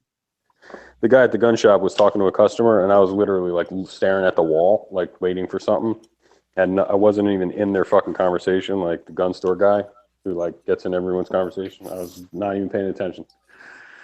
And the guy must have asked to speak, to see the Ruger American. So when he was done like dry firing it, the guy just hands it to me, like, and he's like, "Dry fire it." And I'm like, "Oh, it's okay." And I didn't know what to say. I was like, "This is horrible." And he just wanted to, like, someone else to second the gun shop guy wanted someone else's opinion because the customer was like, "Oh, this is great. This trigger pull is great." Dude, I was totally curious if he would have answered with, "I don't even want to touch that fucking thing." Yeah, I kind of was like, "Why are you handing this to me, dude?" And I was like, "Oh, you're making a sale here. Maybe you want me to go, this is the greatest trigger ever or something." It's okay. It's hard, isn't it? Kind of. See, I would have been. Sorry, I'm lagging or something. Go ahead, Smeg. Oh, I was gonna say it's hard to like bite your tongue sometimes when you hear like the gun store people talking. I was at Cabela's and this guy, it was an older dude. Clearly, he was talking about like, I want an AR. He had no idea about ARs that much, right? Okay, fine, cool. He's like, I think I might build my own, but all my friends are telling me it has to have a free floated barrel. And the dude at Cabela's is like, "Oh, well then it's gonna have to be rifle length. Those are the only free floated barrels are rifle length barrels. And it's gonna be like a pain to build and blah blah blah, whatever." Which I don't know. Maybe it's a little bit harder to put an upper together with a rifle length, but if you buy a complete upper with a rifle length handguard, now he's got me doing it with a free float, which you can get those whatever length, and you just buy it with a free float already on there. You're good to go. So then he's like, "We do have one in stock," and he was showing it to me. He brings out this fucking like Daniel Defense like $1,600 rifle mid length. Yeah, it was free floated though. It's handguard, but it's like, wait a minute, I thought you said it had to be a rifle. Like you can't do it. I'm like, what does the gas length have to do with a free float handguard, you dumbass? But I just like, well, that's if you do it yourself. I guarantee that dude's not spending that much money. Well, why is a rifle length a little harder to put together? No, I meant free float handguard, just because I don't know, it's got a different barrel nut for the handguard or whatever. Like if you don't, no clue, dude. Some of these guys make it up as they go along, dude. I was just wondering if there was something different hiding. within the rifle. Years ago, I length, so tried they to get made it- like a part-time job at a gun shop, like during the holidays, and the dude was like, "I don't give a fuck how much you know about guns, dude." He's like, "You got any retail experience?" He's like, "We're not hiring nobody without retail." Like, he straight up told me, "I don't care what you know about guns. If you have retail experience, you're golden." You know, so. Well, But if you don't have any retail experience, like that's about it. They don't care if you're all you got to fucking. be able to do is bullshit. Yeah, they just want you to like know how to deal with customers and run a register, like for the most part. And like, he didn't care if I was a fucking internet gun expert or anything. You know what I mean? He just wanted to know, did I ever work retail before? Exactly. Well, that's one of the things. You have to be like a salesman behind the counter. But my gun shop, Tanner's up at Tanner's, they asked me to send in a resume a couple times, and they wanted knowledge. They wanted people knowledgeable about at least some form of knowledge. Dude, Adventure Outdoors fucking had a fucking like 3-page test, like a written test, man. Some questions were multiple choice. And like some were fucking write your answer down and shit. And I smoked the test except for like the hunting shit and the scope stuff. I had no fucking clue about that stuff. Man, like first focal plane, they were asking me about all this shit about scopes, and I have no fucking clue, man. Man, at one point, one of my local stores down in Seattle basically, not formally, but basically asked me if I wanted to come to work for him. Basically, exactly like what you guys are saying.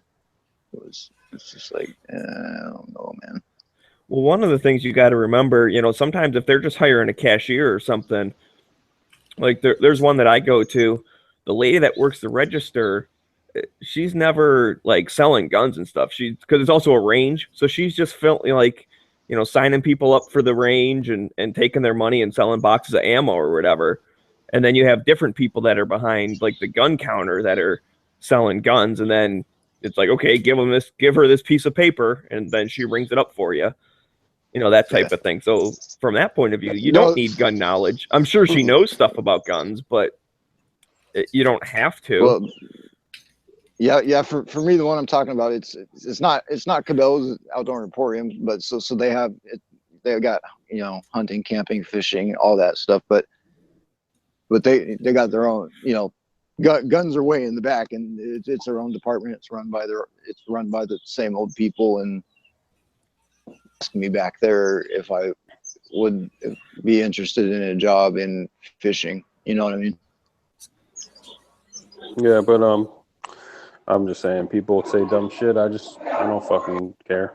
Like, that's not my job to fuck with someone's sale, no matter what they're saying, Unless, like, I brought my mom to a gun shop one time, and the guy was like, "Oh, that gun is unsafe." You're talking about like a Glock or a Car PM9 or something like that. He's like, "You need this," and he just came out of his face with a fucking like a Sig 938. Something when they were like super expensive back then too. And I was like, okay. And I was like, really? Like fucking 1911 style fucking gun? That's like this old guy with the AR. He's not spending that money for a super tactical operator AR. I'm not saying that the gun's not worth what they're charging. You could probably find it cheaper someplace else anyways. But even still, like it's good quality and it had all the bells and whistles and shit. But this dude is going to shoot pop cans or something. So like from the salesman point of view, what he should have done is said, yeah, that is pretty expensive. This is kind of the higher end one. However, like, you said you're not, you're set on a free floated handguard. We don't have that many in stock. We only have these expensive ones. But, in reality, for what you're doing, a regular like handguard would be just fine. Like it does affect accuracy a little bit to be free floated, but it's not that big of a deal. And he probably could have sold the dude a $600 or $700 AR. Yeah. So I'm like, dude, I can do your job better than you can, you asshole. I would love Colt 6920s or whatever the Colt's doing with the mid-length fucking tube. That would be awesome, man. Colt Combat Unit. If they can get that shit out before the election, that would be tight. And fucking down there at my store, I think what happened was they have some guys back there who actually, they probably came from the fishing department, and you'd go down there and you'd ask them a question, they'd be like, I don't know. And then you would talk to somebody else and you'd get into a conversation with them and they'd be like, oh shit, man, you actually know what you're talking about. And that's when that stuff usually comes out. I mean, because I'm on a first name basis with the two guys who fucking basically run the guns and ammo and hunting section. Yeah, my favorite. But it's almost like, they're like, yeah, this guy you're talking to right now, he doesn't know what he's talking about. Do you want to take his job? I got a friend of mine thinks I'm like amazing, like you're the most knowledgeable gun person in the world. Like you should quit your job and just customize guns, or get a gunsmithing license. And I'm like, dude, what are you talking about? Like I'm no fucking clue. I couldn't even put an AR lower together. Like I don't know what the fuck you're talking about. You haven't built an AR lower? All expertise is just fucking depends, man. Like there's always somebody that knows more than you. So that's how I act at gunshots. Of course. I shut my mouth. Of course. There's no way you can know it all. No. But it's frustrating going in and talking to somebody who knows nothing about the section of the store that he's been assigned to work in. Mm-hmm. It's like, I don't know. Yeah, that's a box of 9mm. Let me look at it. 15 grand. Now in California, those people got to fucking do background checks, I think. Like they got to be able to call Nick's and be like, this guy here wants to buy a box of fucking 22. I think that's coming like January. Yeah, it's not effective yet, but it's already passed, so it's coming. Fuck.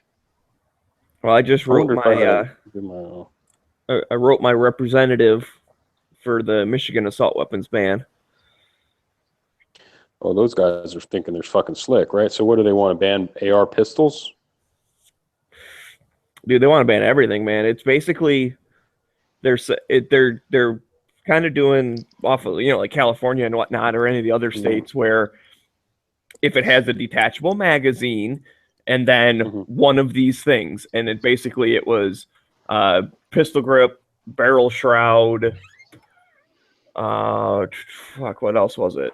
Oh, a vertical grip not held by the shooting hand.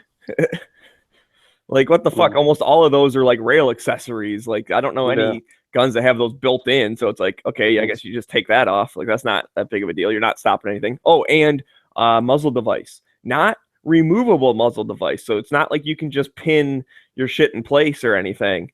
You just have to like take it off and I guess have threads dangling off the front of your barrel. Well, they finally caught on, man. Like this is, man. I mean, how long did it take for them to finally solve gun violence? Well, here's the thing. I'm hopeful that it's not going anywhere because Michigan is still like in the House. It's still 60% Republican. We have a Republican governor, and over the past couple years, we've been getting more gun rights, not less. So we're going the right direction. They're probably just basically doing it so they can go to like their constituents and be like, look, we tried and we got stonewalled, but vote for me again anyways. Yeah, for sure. At least I tried. But they're doing it for the party. Either way, I still wrote mine. My representative's a Republican, so I'm probably preaching to the choir, but it's one of them things, right? I got the thing from NRA ILA.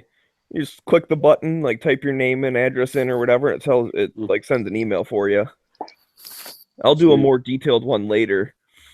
I did it on my phone, and on my phone I couldn't like edit the text very well because like the text part of it was like in a box, and then when I tried to scroll down, it like scrolled down the outside page, not the text page. So so I was gonna edit some stuff in there just to kind of make it a little bit more and above and beyond, but I guess I'll just write my own because you can email them like as many times as you want, right? I mean, what the fuck? Yeah, it's their fucking job to talk to you, man. Yeah. I used to know this old crazy lady in my old building, and like she would call and fucking harass her representatives all the fucking time for little shit like Kroger wouldn't give me the discount, the senior citizen discount on Wednesday and that's on Thursday, and it was like, holy shit, man! You're calling your fucking state rep for this shit? It's awesome. See, contacting my state or local rep for that does nothing because she's a fucking. It still does something just because. Oh yeah, you're right. You're right. It is one more letter that it lets them know that there's a constituent out there that feels strongly about something. Are you going to change their mind? No. But if they get 1,000 emails in 20 minutes, they're going to say, "Hey, let's not push this in public anymore," and they'll move on to something else.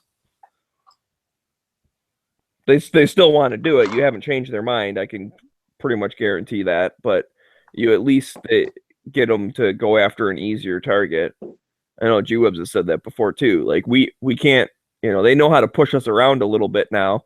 They say one thing, they know how to poke the bear, and we respond exactly how they want us to. So it's like instead, let's make ourselves a hard target, and then they'll start going after carbon emissions or some other shit that they want. And be like, well, just the gun thing's too hard to get past, so fuck that. We'll just do something different. They'll go after something that they know they can actually accomplish. Well, that there's no resistance to. So, like deaths on stairs, they could prevent even more deaths than they can with firearms. If they prevented every firearms death, there'd still be more deaths on stairs than there are firearms deaths or whatever. So, all I'm saying is there'd be other things that have no victims that would fight back. So like drunk driving, there's no drunks going, oh, we have a right to drink. There's nobody saying like, oh, we have a right to have swimming pools without fences around them, or if there are many people to go after swimming pools. Even deers, man. Don't deers fall in swimming pools and stuff? Like, oh, there you go. If we could just save one deer. So they go after something like that. They get all their political points for giving a shit about whatever they claim to give a shit about, but there's nobody to fight them. So why wouldn't they go after them? Every animal matters. Yeah, dude, it was shocking. I was watching national news. They were talking about all the Senate races and stuff going on. And like in New York, there's this woman running for Senate, and she's running against a Republican. She's a Democrat. And her claim to fame is she brought Bernie Sanders out on the campaign trail, even though he's not even from New York, you know what I mean? But like he came to like endorse her, and he's traveling with her at events. And I saw like they showed a piece of their debate. And in the debate, she's accusing this guy of not being for new gun control in New York. Like you think eventually that issue after like the New York SAFE Act is dead. Like they've done almost everything they can fucking do to fuck you. And why would they use this as like a campaign? Like we need to do more. If anything, that shows you like, even after something like that, they don't want to fucking stop. It's still a fucking gigantic issue to them.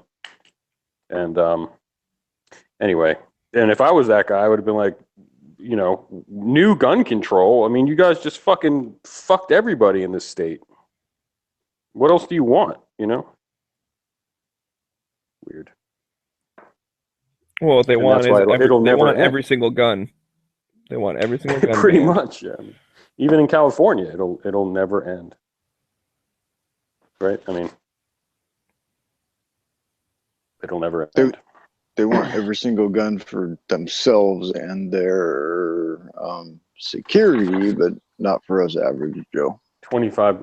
Eventually, when it's all done, when they got everything on their list, they'll just start doing shit like, taxes or monthly membership fees, like to maintain databases. And, it's only fair that you pay your fair share if you're a gun owner. Oh, well, that was part of the Michigan assault thing.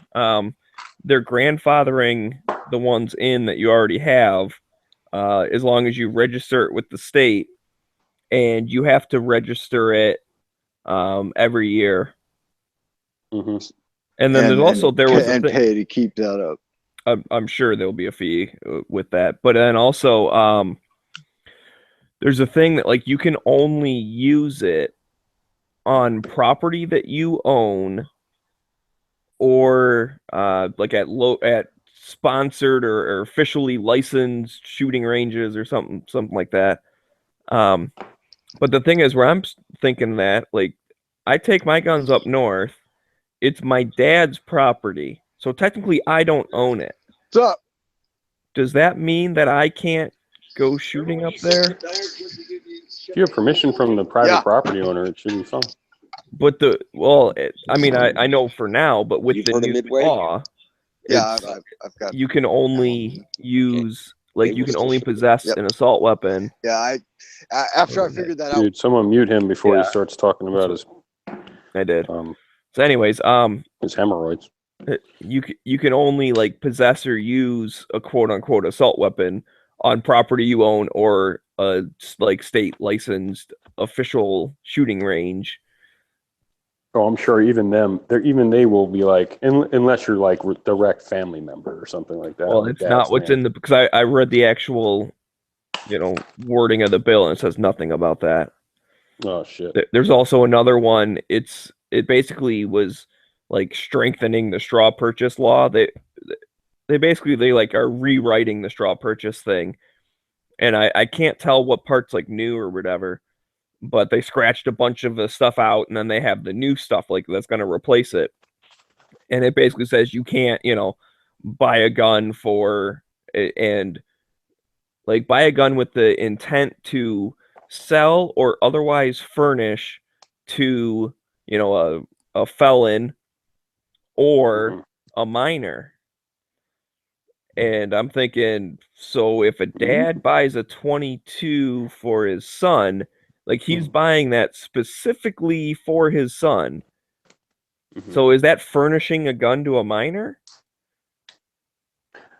Like, that now becomes a straw purchase?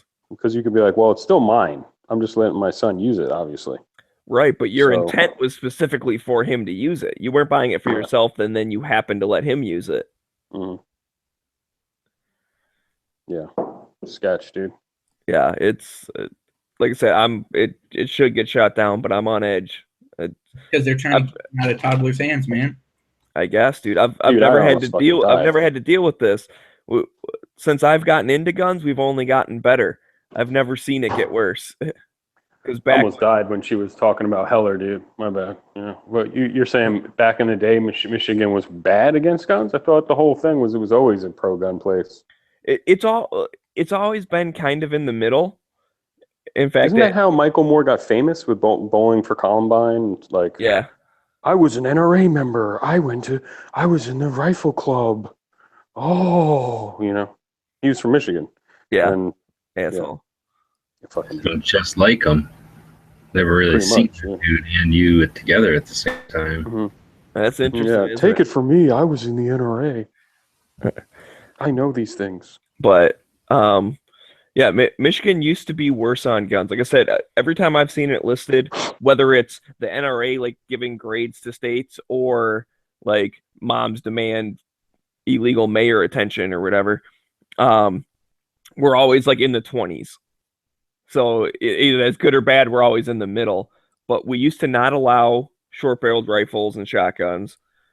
We used to have, for a pistol, you had to get a purchase permit, and that could take up to 3 days to get. And then once you got that, it was like a little card that you filled out 4 different times with the buyer's information, the seller's information, and the serial number of the gun. You have to take a copy of that and turn it into the state police for a registration. We still have the registration, but they got rid of the purchase permit part of it. So now you just go buy the gun and they fill that little card out for you, and then you have to go turn it in.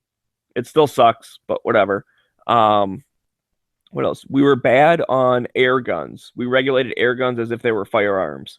So as far as like transporting a pellet gun and stuff, or being in a certain area with a pellet gun, it was just as bad as if you brought like a firearm or whatever. Like a loaded pellet gun in your car would be seen as, an illegal loaded firearm, and all this. You'd get a lot more in trouble. But all of that has changed. So like that's where we've gotten better. I know we used to be May issue and we got shell issue a little bit ago. There's something, our Castle Doctrine and Stand Your Ground got better in like 2003 or 2004. I don't know what it used to be because see, that was around the time I wasn't super into it back then. Like I liked guns. I've been shooting since I was a little kid, but it was always just like me and my dad shooting 22s up north or something. Like it, you know, and I had a shotgun when I was a teenager, go hunting, but I didn't really get into guns till like 2012. Back when you took your freedom for granted. Yeah, that's true. That's a true statement. But apparently I also had less of it back then. I just didn't know it. So, anyways, we've been getting better. These guys are just hopefully won't go nowhere, but like you got to fight it. Right. Oh, definitely. Yeah, definitely. I'm not sitting back on that going, "Oh, well, whatever." Yeah, they're probably going to fucking lose, but that's the whole thing. But if everyone ignores it and somehow they win or something, it's like, holy shit! Yeah. Like it very much became real.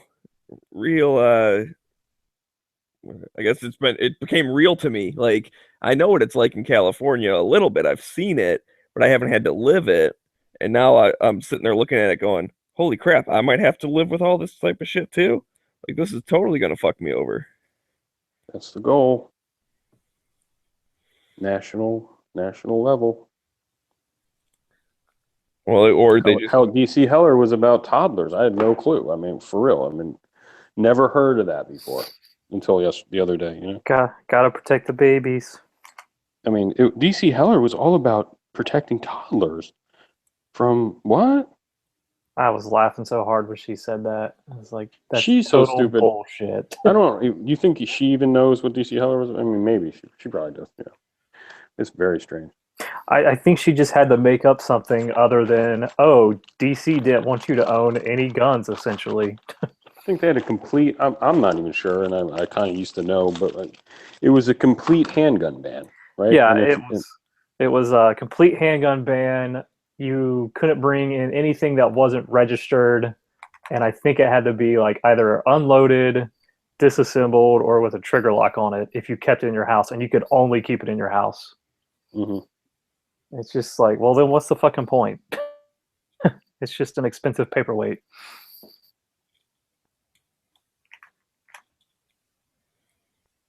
But they don't want to take your guns away, remember? I think she came up with That's that a conspiracy, dude. She got caught on audio when she didn't know she was being recorded. So she just had to think of something other than, oh, she doesn't like the fact that you can own a firearm. Yeah. Pretty much.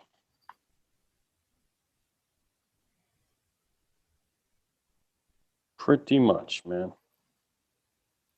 I was shocked how hard Trump went after her at that fucking dinner. I mean, that dinner, that's been happening. Dude. That's been happening for 30 years to benefit, I think it's like a children's. I thought it was like 60 years when I heard the recap of it earlier. Yeah. I think it's 30 that this tradition, maybe, the Al Smith dinner. Maybe it wasn't as bad. Like, made it out to be. Some people made it out like he got up there and just acted like a total jackass a couple times. There were a couple of jokes where he got food. They were inappropriate, but most of it was pretty decent.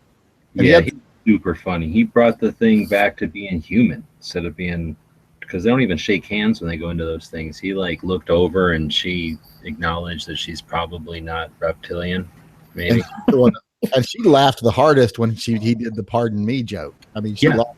That was funny. He was the first one to laugh in that big like silence where everybody was trying to figure out why he was being quiet. Yeah, she got it, and she laughed her ass off.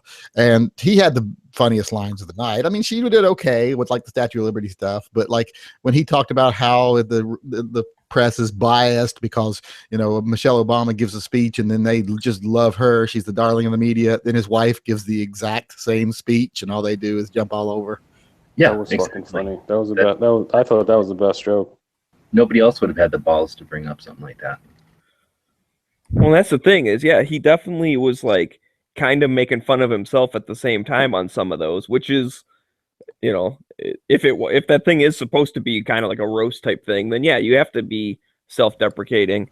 that's true self-confidence, where those other people just don't have it. They're acting, every single thing they do is so fake that they're, they rely on perception. He's just comfortable up there. I was like, oh my god, what's her face? What was that lady?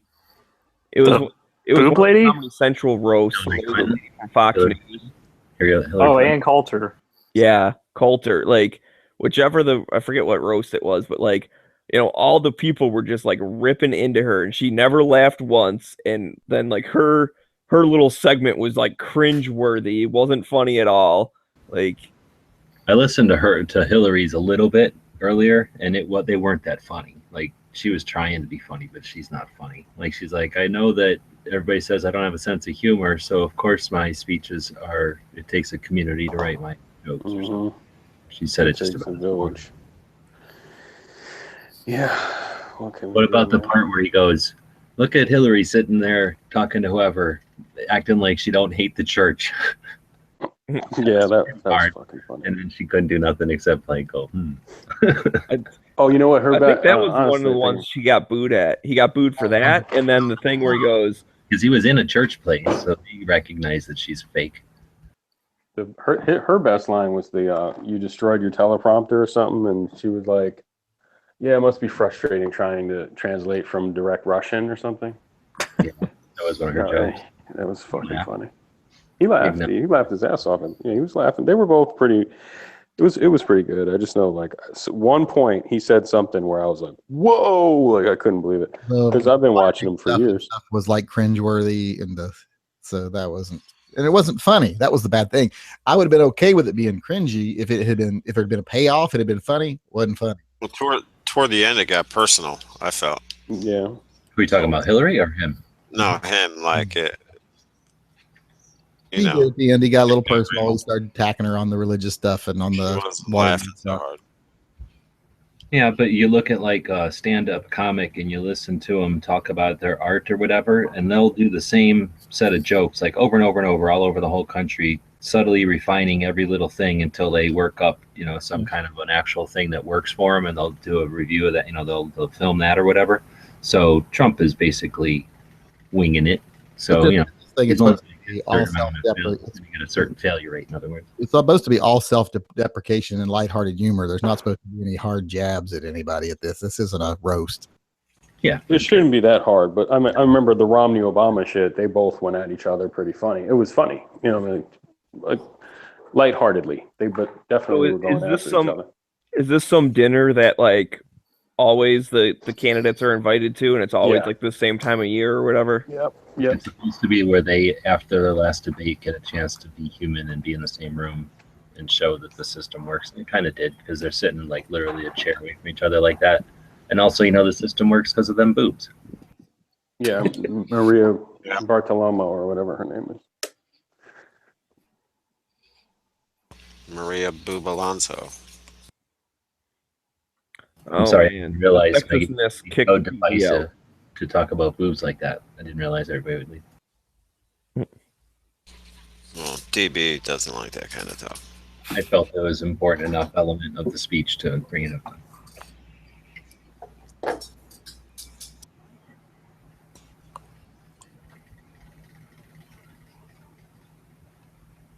Those two are like, let's have a silent protest. They're going to keep talking about the boobs all the time. All about Hillary. Or they're both in on their phone. Wasn't someone saying that like when one person on a phone drops, it like kicks everyone else that was on their phone or something? Well, that's interesting. I've never seen that pattern. Someone brought that up a while ago. Maybe and I on a server or something. I think Scotty's the one that brought it up, because like him and 3 other people, there was one night they like dropped out like every 10 minutes. And I was like, how come everyone's leaving like at the same time? And we kind of figured out that they were all on their phone. Also, Edge will be starting at some point, so everybody will leave because of that. I gotta That's send been a while, dude. It's like 6 something right now. I'm gonna send my damn carry gun back into Smith & Wesson. Why would you send your carry gun to Smith & Wesson for? Because I just bought it, and I called them and said, since I've got it, I've had one little issue, and it seems like it's 2 different finishes. Like the barrel's a bright finish, and the rest of the gun's satin. And I sent them a picture, and they're like, "Yep, that's not within spec. Send it back. We'll refinish it." So now I got to send it back to them, and they're going to refinish it. Why didn't you just do it? I It's can't- stainless. It's blue.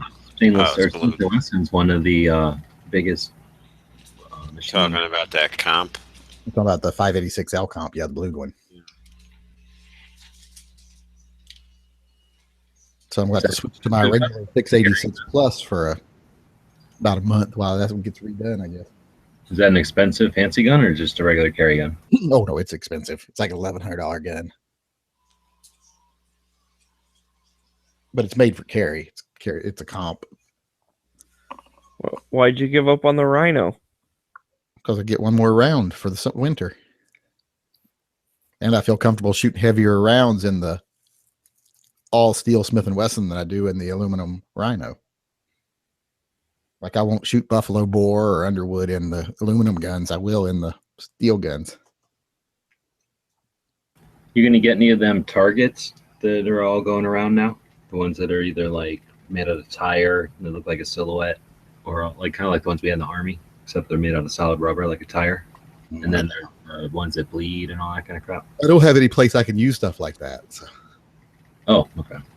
See, I'm not lucky enough to live like in bumfuck Alabama, where I've got 40 acres and can go out and make I got a quarter acre in the middle of the city. Yeah, you had that video where you're on some road one time shooting. Yeah, but they're real, and you can't really haul all that shit out there and set it up and haul it back. Yeah, I hear you.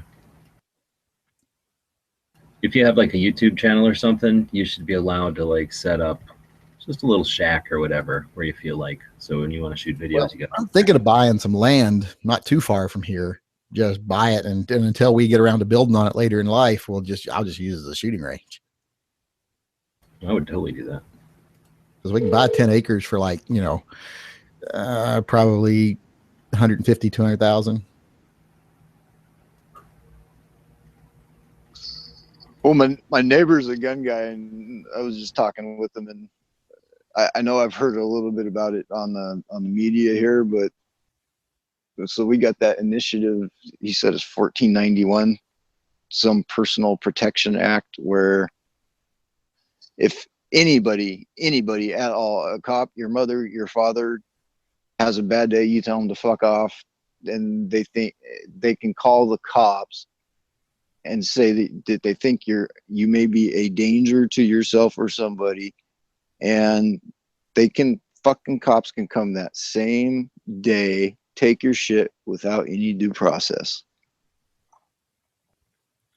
Yeah, and then law or national law?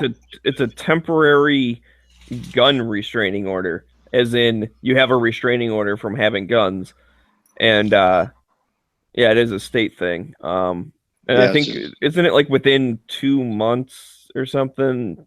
Like at least within 2 months, you get to go to court and like prove that you deserve to have your stuff back. Well, yeah, but I mean, and it's not anybody. That's really not a is ballot. only- Is that a ballot? No. Yeah, it is a ballot initiative. That's why I got to vote no on it. Yeah, that's scary then. Yeah, it's fucking scary as hell. No, but it is a family member. It is basically it's fucking anybody who wants to put their nose in your business. Well, I'm not trying to defend it because fuck that, it's dumb.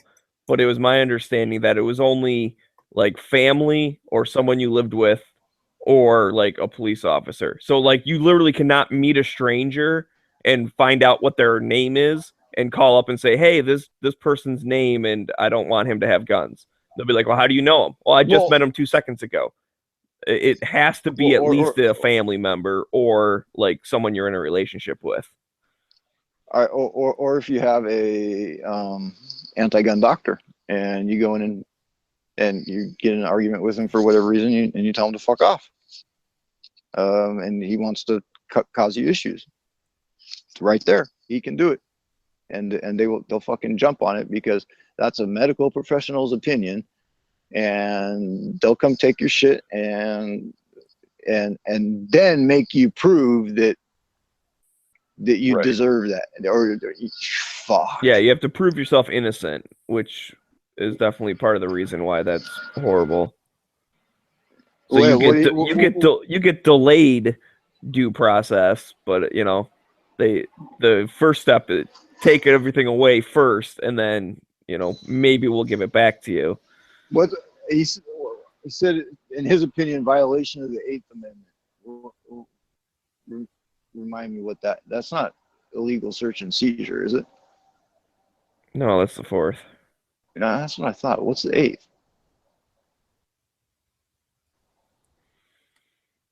Anybody know? Or do I gotta look it up? Do I gotta Google this shit? Prohibits the federal government from imposing excessive bail, excessive fines, or cruel and unusual punishments. Oh. Yep, but that's something that's coming up on our ballot. Or it is on our ballot. They're going to repeal the 8th Amendment there? That's nice.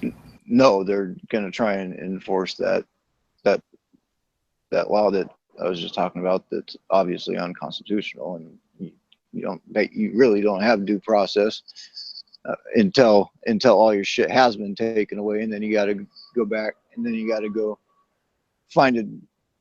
pay for a lawyer and all that shit just to prove that motherfucker was having a bad day and you pissed him off and he was retaliating against you for something, or it could go the other way where it really is the case. But that's one more thing that we're fighting here up in Washington, and it's actually on this ballot.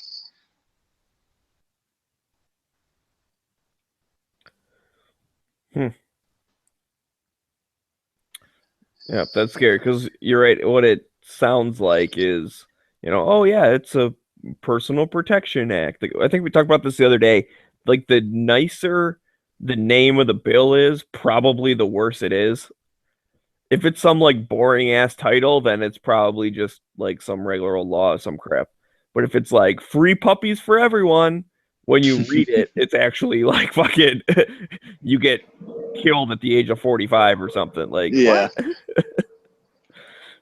Yep. Yeah.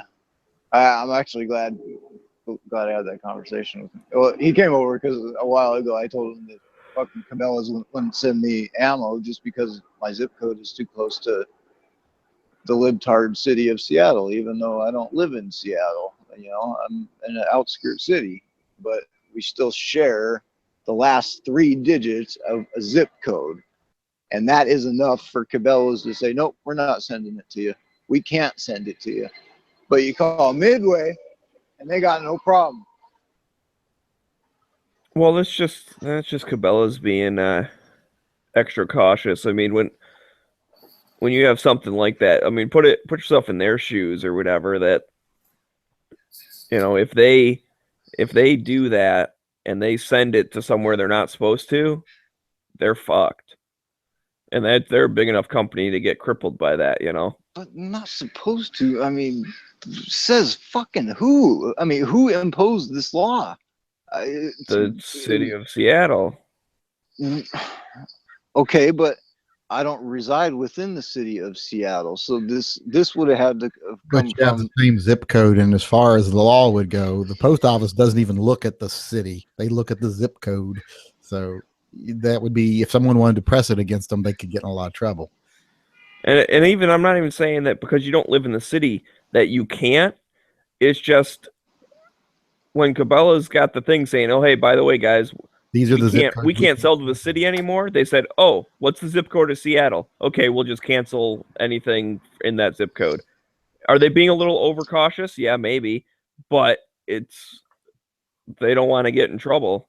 It's like people here in Portland. They can say, I live in Hollywood, Oregon, but really they live in the Hollywood district of Portland. And as long as they put the right zip code 97214 on it, it'll still get to them in the Hollywood district in Portland, even though they don't put Portland on their address, as long as the zip code is right. So banning it by zip code is about the only thing Cabela's can do. But I mean, how did that come about? Did our anti-gun governor and the leaders of Cabela's get together and the city of Seattle and say, look, this is how we're going to shut this shit down piece by fucking piece? I would say it was the city. Laws that say you can't do this in our city. They pass them, and then the businesses have to abide by them. Okay, what about the fact that those laws are still being challenged in court. If they're ever rescinded, then it'll change. But as long as they're still there, they're still there. I got you.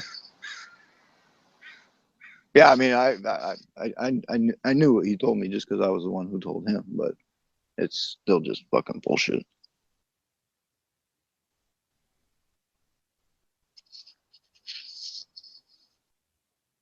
Yep, that's annoying.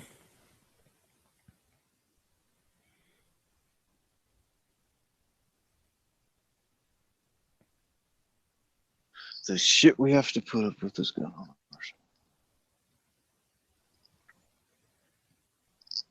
And it's kind of unrelated, but kind of related, but with California having the new like ammo background check, do you think that that means that there'll be something called like straw purchases for ammo now? Oh, like if man. someone buys ammo for someone, you know, because we know how it works with firearms. It doesn't have to be that you're buying something like for a prohibited person. Like just by the fact of saying like I'm buying this gun so I can sell it to my friend, you're technically doing a straw purchase, even if your friend could have passed the background check anyways. So does that mean if they're having a sale somewhere, if you buy your own money and then sell it to your friend with and they use their money, it doesn't matter. As long as they are legally able to own a gun, there's no way they're going to be able to convict you of that. If your friend, even if he's legally able to own a gun, says, hey, I can't go to the gun show today, here's $500, pick me up a shield, and you do it, that's a straw purchase and that's illegal. Right. So what my question is, if same scenario, your buddy says, hey, I heard you're going to the gun show today, here's $100, pick me up some ammo. Like, I wonder if there's a penalty for that now. No, not in most places that I know of. I'm speaking He's talking California with the ammo with background check that's coming into effect. They wrote into the law that you have to have a background check to transfer it between private individuals, then no, it still wouldn't be illegal. And how? I guess I can't say how because they fucking track everything. But how are they going to track a box of ammo or where 20 rounds of that ammo goes or 500 rounds of that case goes or whatever? But I know I'm sure they got ways of doing. The only reason those laws exist is strictly so they can say they need a reason to be able to track the ammo, and then they can say now we need to have manufacturers serialize every piece of ammo brass, which would put manufacturers out of business, and that's the real goal of those stupid laws. Well, it might not. It's that, or to create a new registry. But you can ease that shit in. So don't ask them how, or don't challenge them on the how anymore. Because think about Target or Amazon, right? eBay or any place that's doing massive amounts of individual distribution. They're going to figure out with computers and barcodes and fancy tech how to get it inventory down to the actual bullet. But like Yankee's saying, we've got to start challenging them on why they think they have that authority, or perhaps what amount of investment they think they're going to invest for the infrastructure for that, for what result. You know, we start challenging them on why they even would bring this up, because if we challenge them on how, we're fucked. They'll figure out how eventually. Right, and the how will always be even more restrictive than it is now. Just like the private sales of firearms, you say, well, how do you prove that?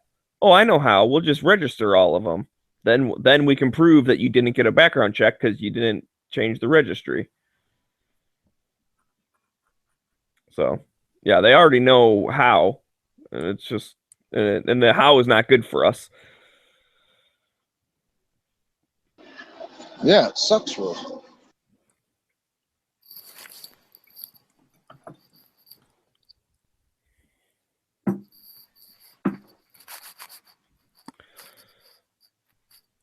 Yeah, I mean, shit. But these days, don't matter if you're in California or wherever the hell you are. I mean, I think every state's got their own Second Amendment fight going right now, and or it's either going or it's coming or gearing up or something.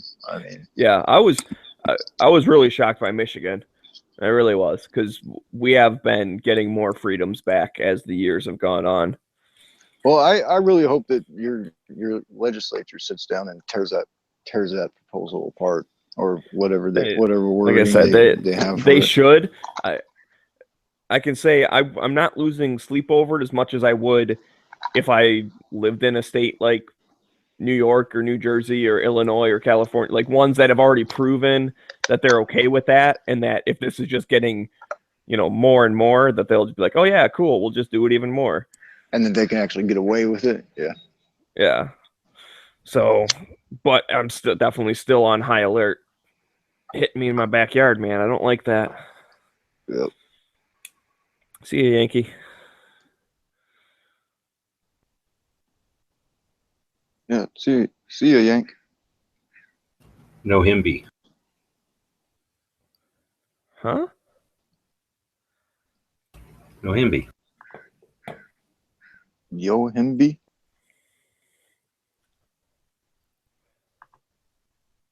Was that English? Himby.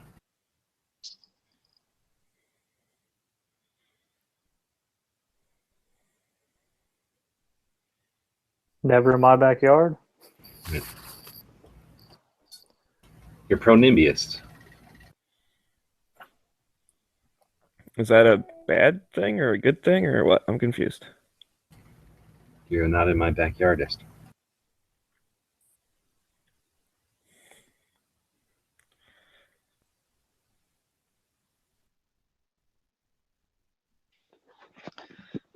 What does that mean? That like, I don't know. I don't get it. I don't get it either. Didn't you just say that a bunch of times? I did, yeah. Not in my backyard. I agree. All right, well, just clarifying that you're in my backyardist then. Not in my backyard.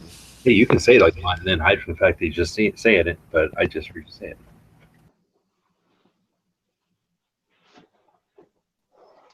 Yeah. So let's. I mean, what can we do as a freaking country to fight this shit coming out of, to stop it from spreading like fucking cancer? That's $1 million question. Probably a lots of little things combined. Yeah. Fine. Yeah, I mean they're attacking us little by little. So we need to just defend little by little and then attack back. I'm all consistently, like all the time. We do it in little spurts and spurges right after they bother us, and they can anticipate it, and it looks like we're just being petty. We need to be more persistent so that it's always there, and they're defending their positions and don't have time to attack. Always keep them on their heels. Yeah, make them spend all their money on why we should even have a 4473, not fucking going the other way to university. Yeah. I got you.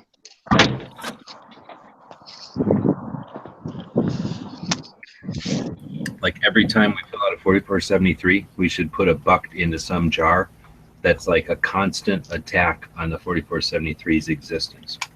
Every single day, there should be somebody calling every single senator and asking them why they haven't repealed the 4473 obligation. That costs us money every single day. Why are you doing it?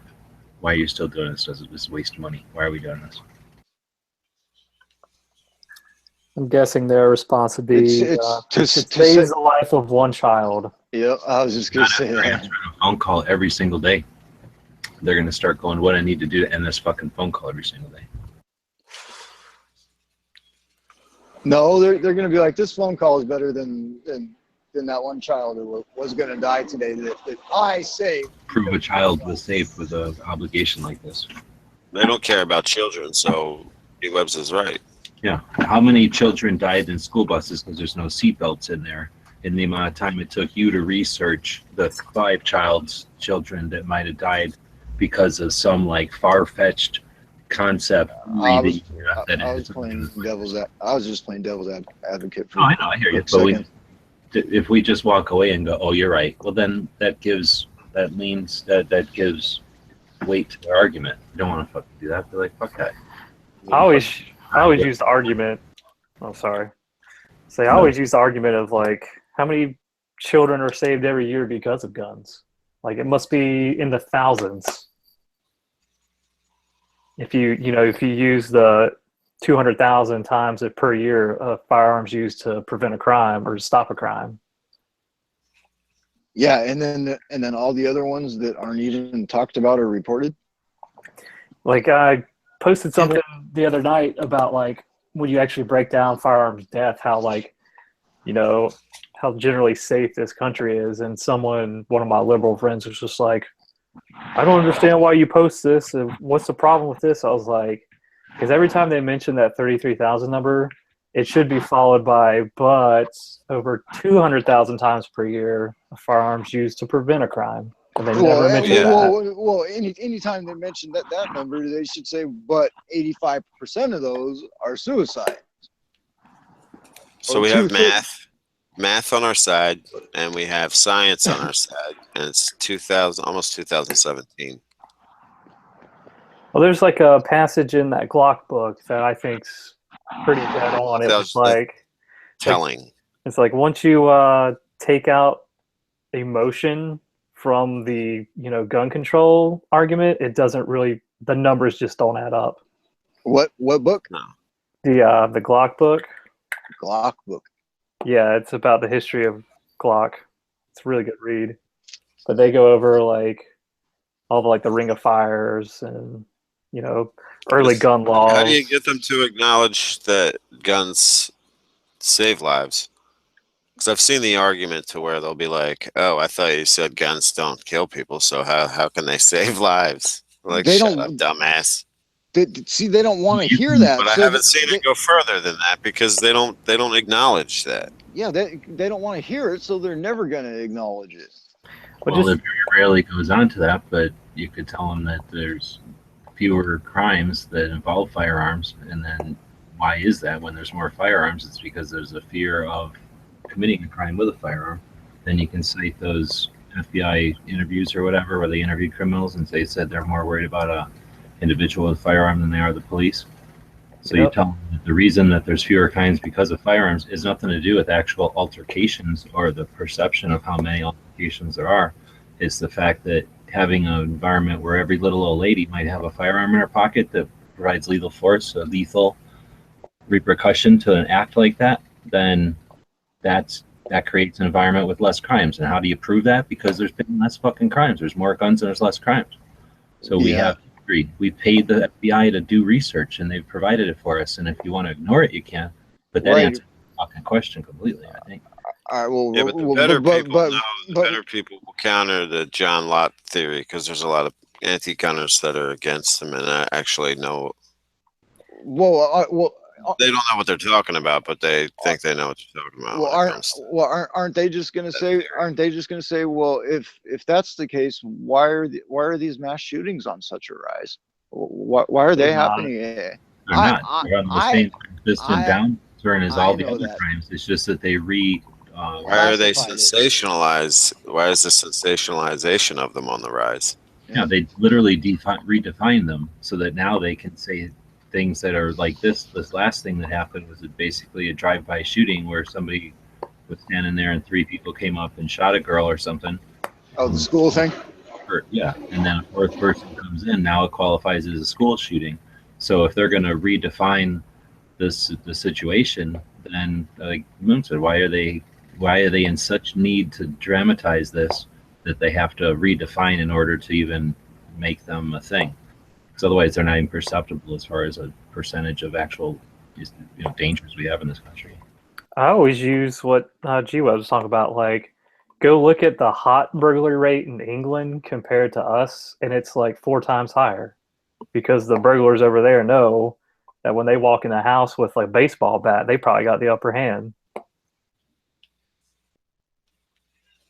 Yeah, so that's what they would rather have a situation like that where more people are getting threatened and beat up and living under the tied up in their homes and it's a whole different kind of gang. Our gangs are like fighting to sell people drugs illegally and fighting amongst themselves for the most part. They're talking gangs where they literally just go out and threaten you, take whatever they feel like, and leave for what do they call that? Like, what do they call that? Like, yeah, just watch that documentary, Clockwork Orange. Protect your money. Well, yeah. Clockwork Orange. It's not really a documentary, but it's a good film. Yeah, it's these hooligans or whatever, and that's what they do, right? They fucking break in and The beat some Drogues. old guy up and rape a lady or something. Like, Yeah. While singing in the rain.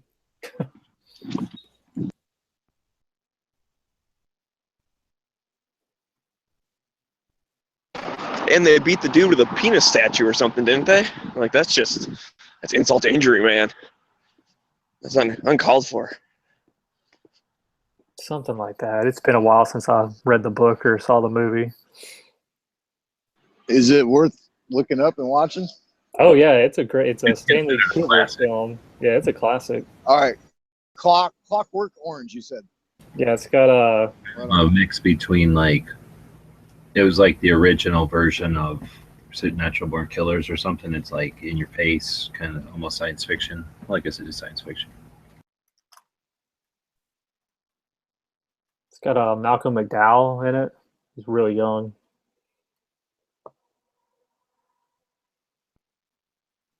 I'm gonna bookmark that and add it to my watch later list. I hope it's on YouTube.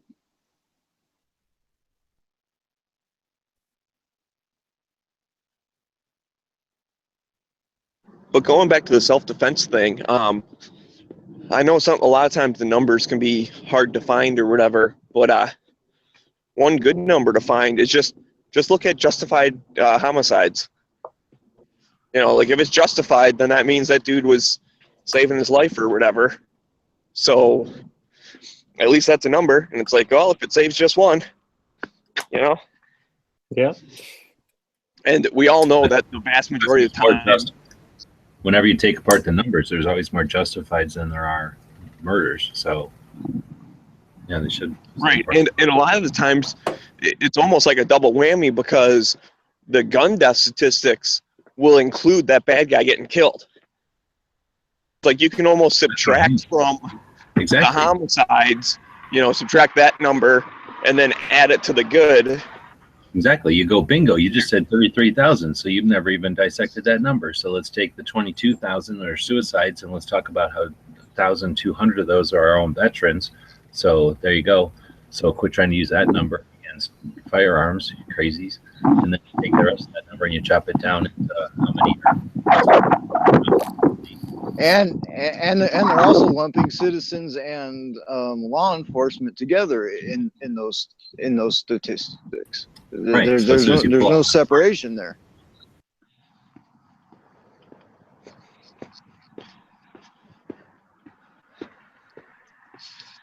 But they don't want to. So I mean, and then the perception that if you remove the firearm, and those violence doesn't still happen. Those people still didn't have an argument. If there was no firearms, they would never even had that argument, I guess. At least that's what I think they must think. Yeah, they live in a fucking fantasy land, man. I don't know. I'm more worried about like the young generation coming up because unless they're into guns at a young age, all they see on the media is guns are evil. They see it in like fucking TV and films, and they're on Twitter. They see it from fucking anti-gun celebrities, and you know those are going to be the future politicians. And if they go in the office thinking guns are evil, you know they're eventually going to outnumber us. I'm not too worried about that. At least I'm not. I don't see any reason to be worried about that yet. These are kids that grew up with so many like data points, so many pieces of information coming to them. How can they possibly give more weight to something like a celebrity? They may pay attention to it because it's in front of them, but I'm going to give them credit for being able to figure out what's bullshit, you know, trying to get their money and what's worth it, you know, what's real. Personally, I hope you're right. Personally, the whole 22 shortage thing seems to me like they're trying to take that out of the hands of the guys who want to take their youngsters out and teach them responsible gun safety, so that we don't have a generation like you're talking about, who the younger generation who comes along who actually understands these rights and fucking respects them and will fight for them. People still took their kids out. They started shooting them with 9mm and rifles. Seriously. But they're making it. I mean, I just make my kids shoot AR and Scorpion. Yeah. My youngest, he was like This is the greatest thing ever. Right, but okay, how many of us in here your first gun that you ever fired was a 22? I think mine was a 22 and a 410 shotgun. Mine was a 45. But those were different times. Actually, it was plentiful. It was a 25. But that was like 17 years before I shot a 45.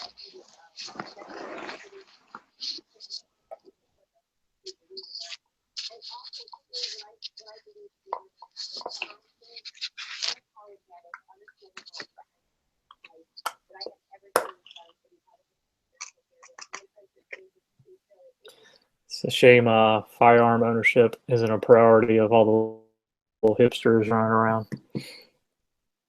They should just watch these Keanu Reeves training videos. I mean, he's doing it. That's cool. You got the tactical beard, but you probably have no idea how to handle a firearm. Well, that's a false premise. As soon as you grow a beard, you automatically become an operator.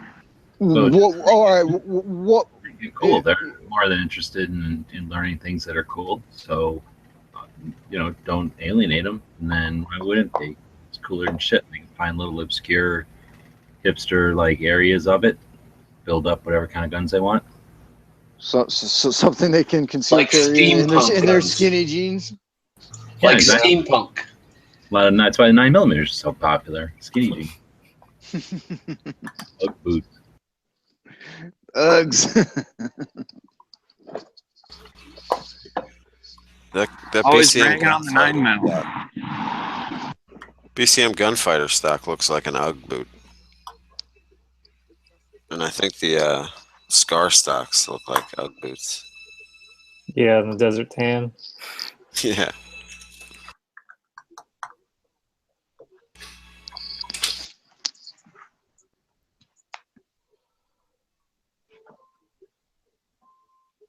I guess in a pinch, you could probably put an Ugg boot on a buffer tube, just like tape it on there. Yeah. But you can't shoulder it. But you can't shoulder it, yeah. And hip it. Maybe. You have to get it approved by the ATF first.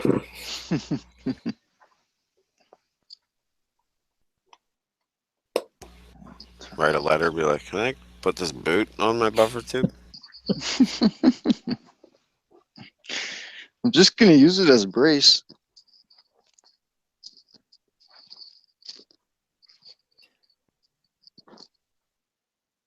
So, G-Webs, have you ever known anyone that has ever gotten in trouble with the R922 compliance? No. Nor have I ever heard of it. Yeah, I've never heard of it either. It's easy enough to comply, though, so don't need to be the first one.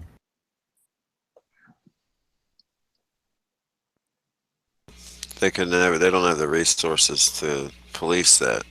They would. I guess. What do they do? Like spot check companies, big importers. Well, they'll do a buyback where they expect all their guns to be brought back, and then when they bring them back, they'll check them, and then they'll be like, "Nope, this one wasn't in compliance, so therefore, this gun was made in 1986. You're out of compliance for the last 36 years."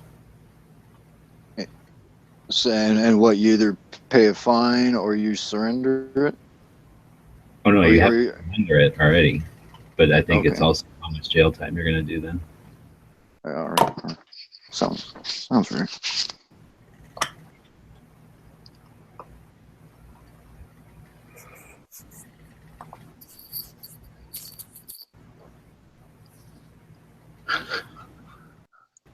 My grandpa is voting for Hillary this November. I would try to talk to him, but he died back in 1960.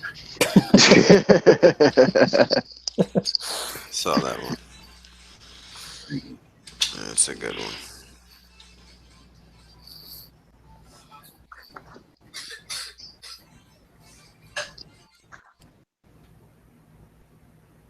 I should run for politics just to see what kind of shit they dig up, because it'd be nice to put together my 20s.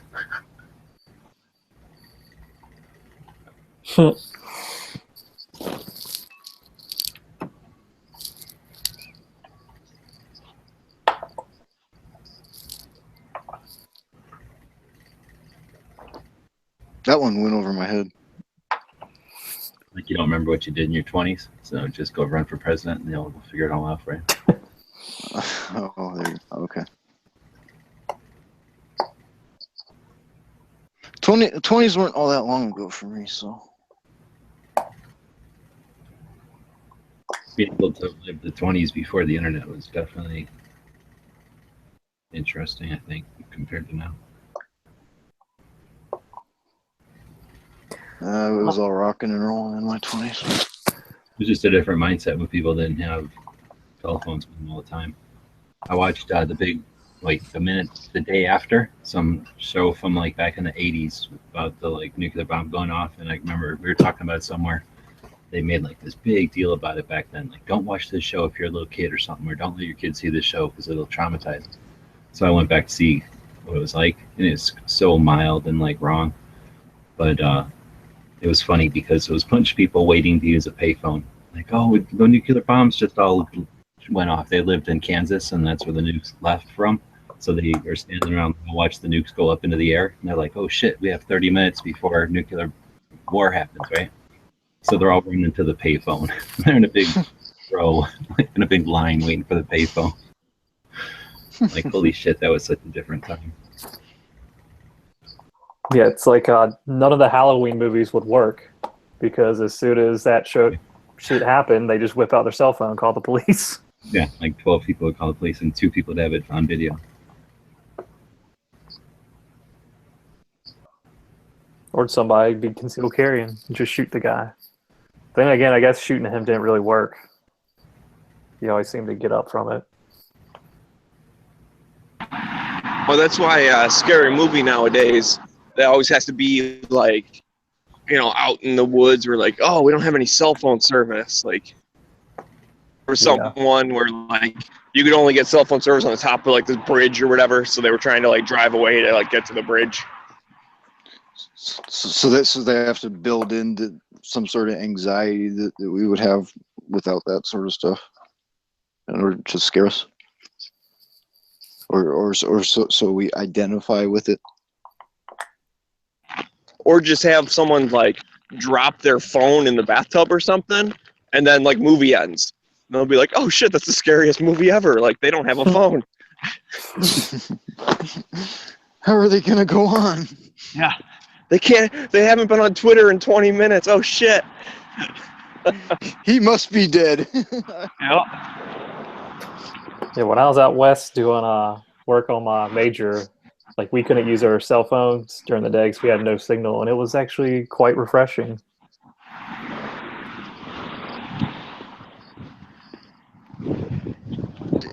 It's nice. Once you can get into it, I'm not gonna say that. I haven't been in times where I've lost service or whatever, or wanted to hear something, wanted to tune into something, and it wasn't there. And fuck, I mean, it's just a day we live in.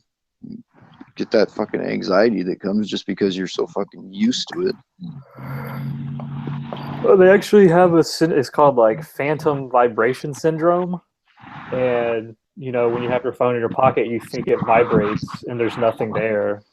And it's like some like chemical imbalance in the brain where you get so used to checking your phone every day, like you just not even thinking about it have to like check your phone because you think something like it went off. It's true. I've had it. I've done it.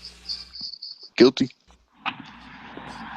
No, see, that's just when the NSA is hacking into your phone vibrates. So then you check it and it doesn't say there's anything new, but actually they just downloaded all your stuff. It happens to me a couple times a day. Oh.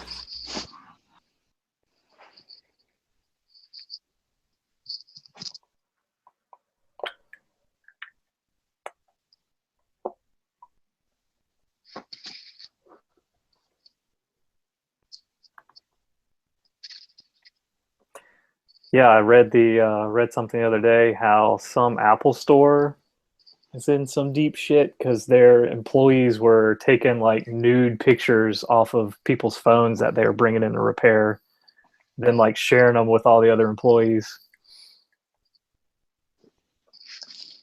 Well, there's no such thing as privacy anymore. No. Yeah, but as soon as they find out that Apple Store, like all those pictures were, already on Facebook and Instagram, they're gonna just that case. Yeah, because Facebook and Instagram can do with them whatever the hell they want. I know Facebook can. Well, something kind of similar. Now, this was self-induced, but my buddy's girlfriend, like, he sent her like a picture of, I don't know, a box of ammo or something, saying, hey, go to the store and buy this. And she's not really into guns, so she doesn't like remember stuff.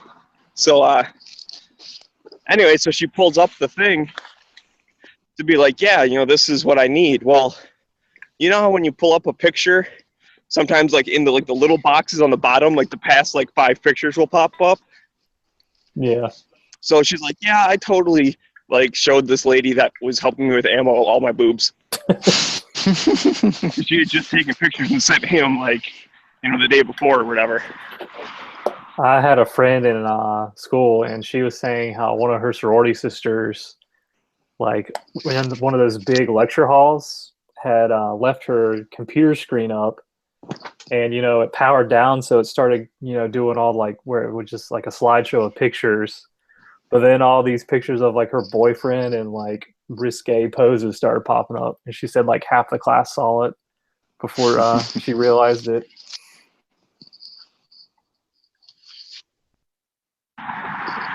Yeah, when it goes into like screensaver mode, and it just does like a slideshow of all your pictures. Yeah. I think I have mine set on so it's just like the default pictures that come with the MacBook.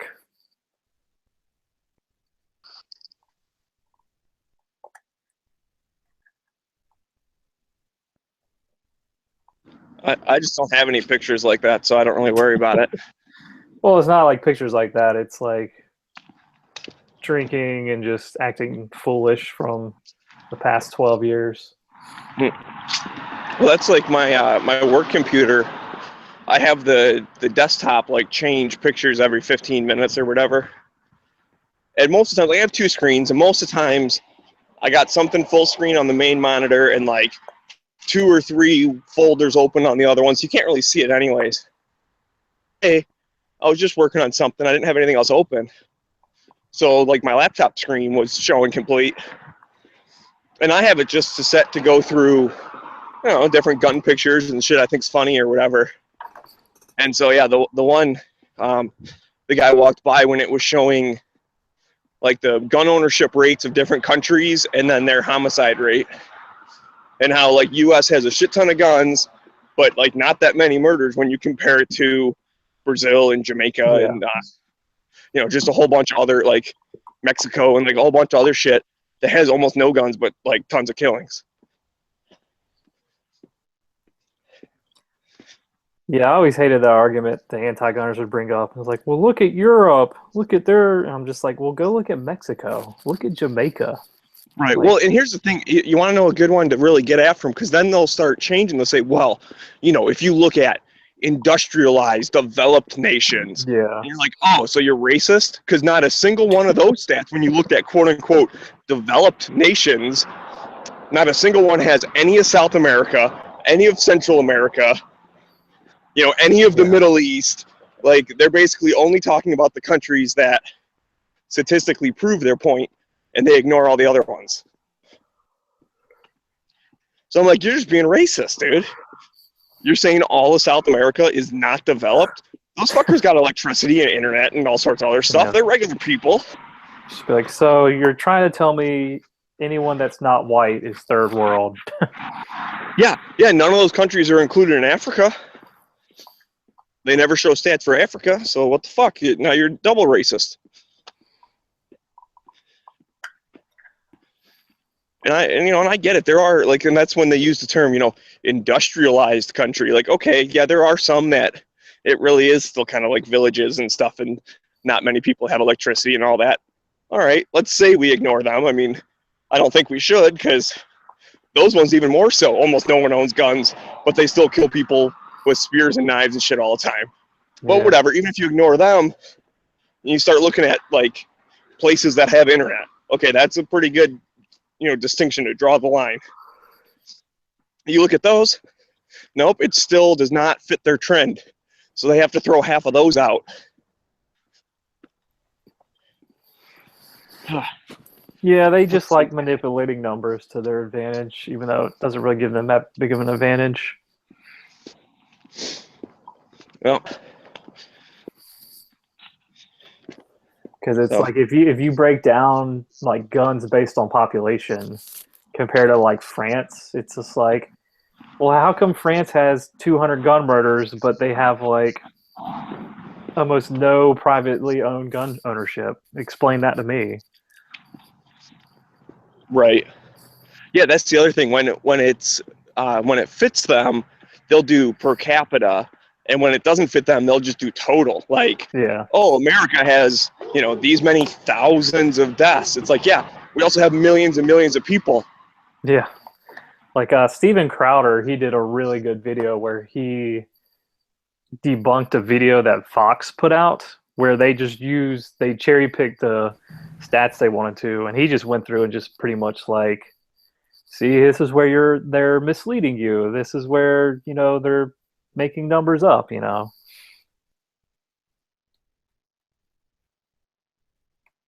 Yep. And when it saves just one child, it's worth it. But again, like we were talking about justified homicides, if it saves just one person, then they go, well, that justified homicides, that's very rare.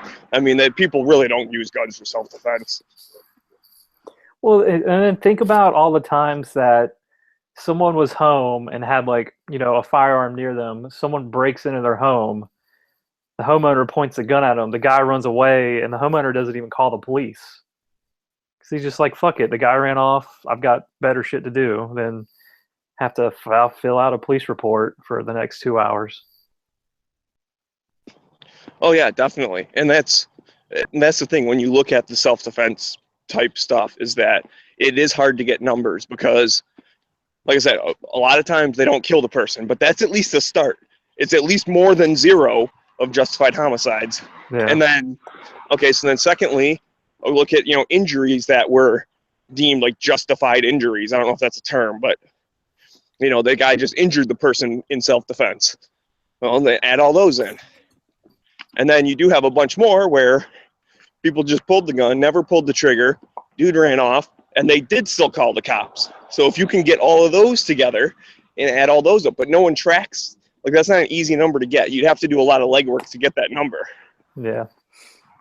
Well, I hate the argument the anti-gunners use. It's like, well, if guns can prevent mass shootings, why hasn't one prevented one? I was like, well, if someone pulls a gun and kills a guy before he kills more than 3 people, that's not a mass shooting. So it's kind of hard to justify that number. Right. And it has happened where they've stopped it after they've gotten 3 people and not 20, Yeah. It's like a catch-22 almost. And Masada, you did a great... And they've only happened in gun-free zones ever. So that tells you right there that every non-gun-free zone has had a potential for lethal resistance and therefore is potentially stopped on innumerable ones.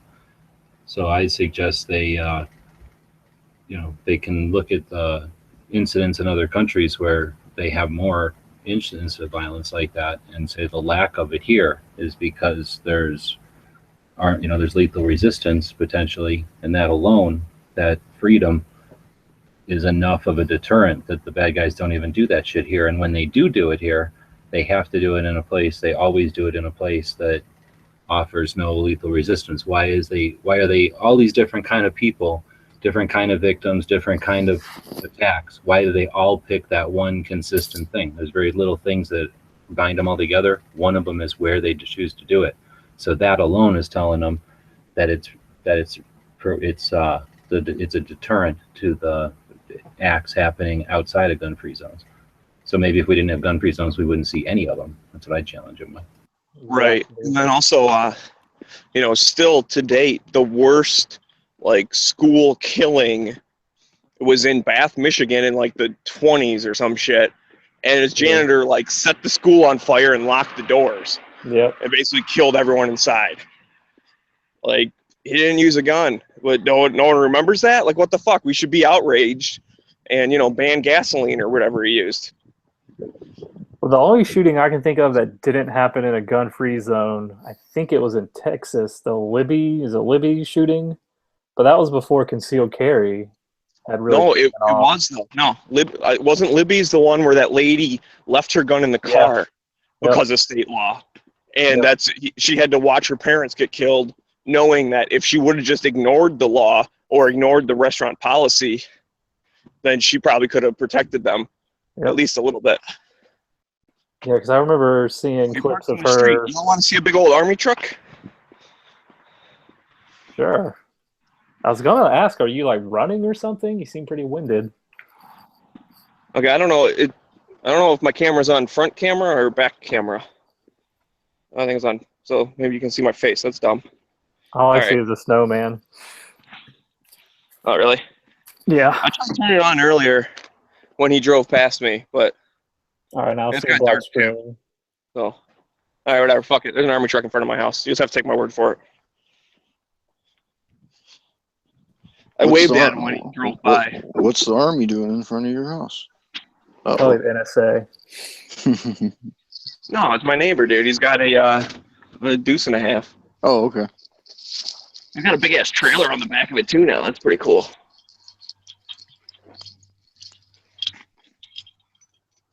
Saw something the other day where you can bid on like retired Humvees, and I think they start as low as like 4K. Like, man, that would be awesome.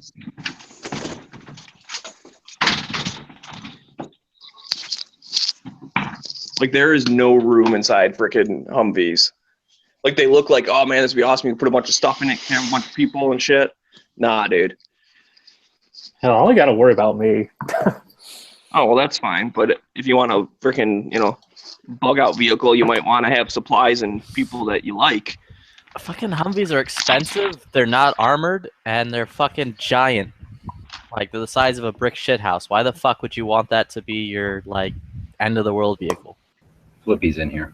They're also not inconspicuous in the fucking slightest. You roll down the street in a Humvee, everyone's gonna be like, yo, that dude might have some fucking supplies. Let's jack his shit. Oh, I want to use it for a bug-out vehicle. I just think it'd be cool to, like, go off-roading in it every now and then. This bug-out vehicle is going to be like a fucking Prius. Are you going to be able to carry in your Prius?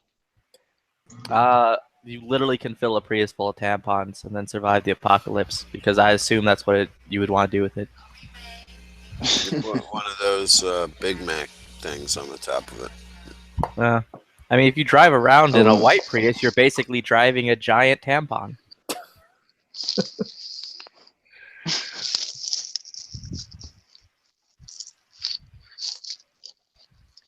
Where'd you come from, Flippy? Jesus. Star Miranda? Somewhere in Asia. Where pandas come from. No, Flippy's white. The white panda.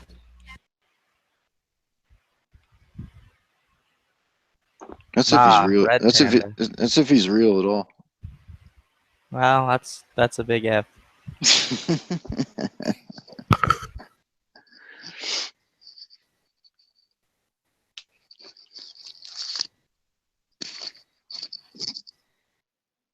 Oh yeah, I saw today that SG Ammo is selling 308.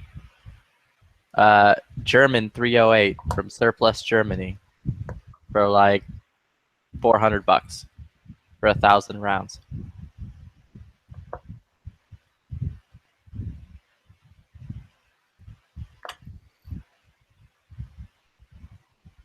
I don't have anything 308. Is that a good price? That's a fine price. I don't. Is it like I guess old NATO stuff? I guess. I went to my like usual ammo supplier today, and they're like, "Well, for 1,000 rounds of 308, we'll charge you $600." And I'm like, "All right, goodbye." And I just fucking walked out. Like, that's not like, you people are fucking crazy. And like, well, if you want the really good stuff, that'll be like $700-800 for 1,000. I'm like, nope. It's crazy.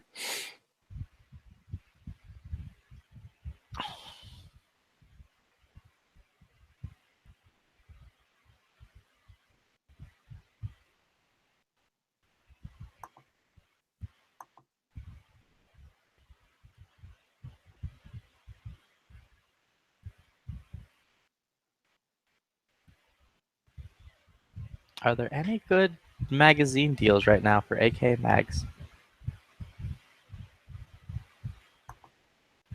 Someone posted a deal on AK mags on the front page of Gun Channels just 2 or 3 days ago.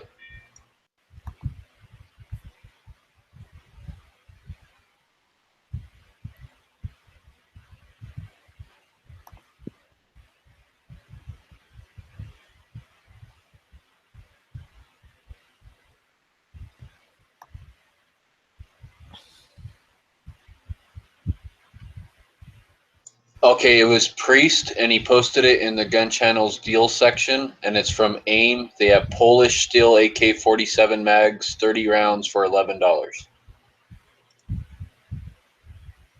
Well, okay.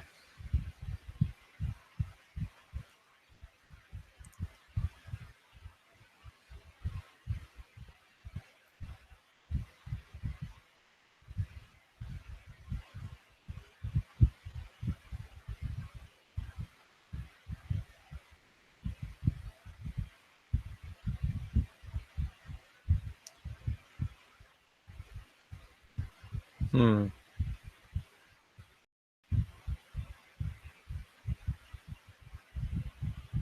There you go. I posted it for you.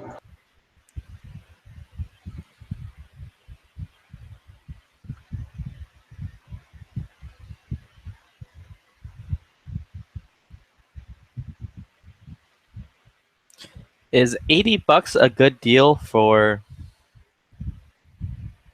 6 mags? What kind of mags? Surplus your Eastern European steel mags?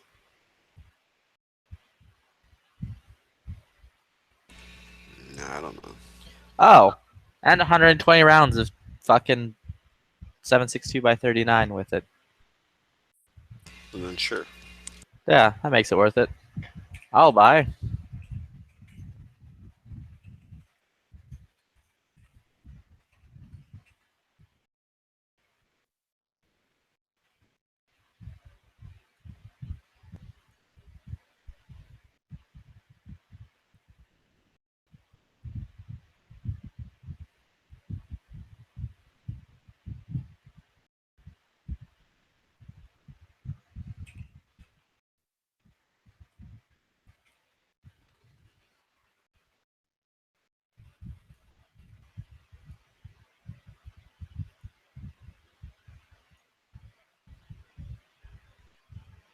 Yeah, I just want to run into like one of those fucking deals I did last time where some dude just getting rid of Circle 10 mags for like really cheap.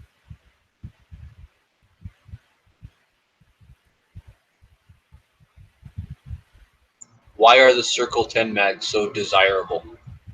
Because they're the best ones. Elaborate.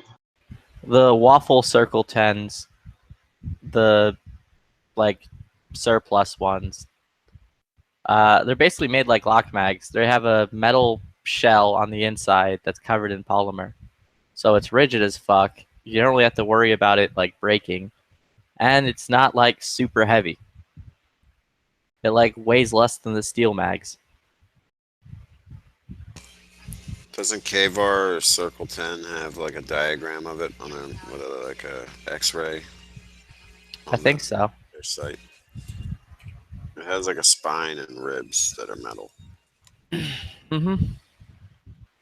Also, I can literally hear the Battlefield 1 going on. Yeah.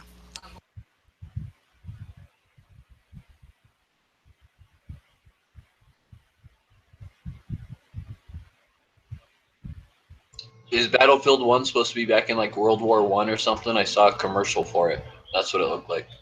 Yeah. It is. Yeah, I am not seeing any. Where the fuck is K-VAR located?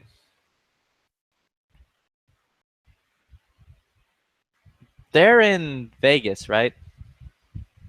Yeah. Okay. Yeah, I don't see any of their stuff explaining how it's produced. But whatever, doesn't matter. Probably, Google Images.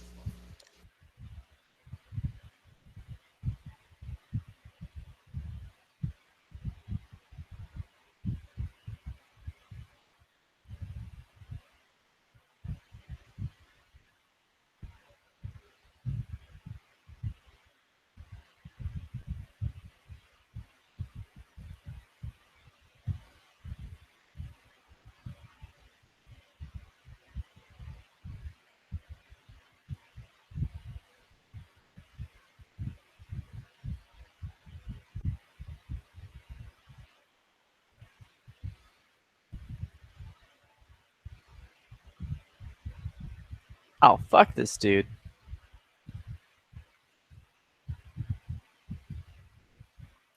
He had like 7 magazines up saying he'll sell all 7 of them for $45.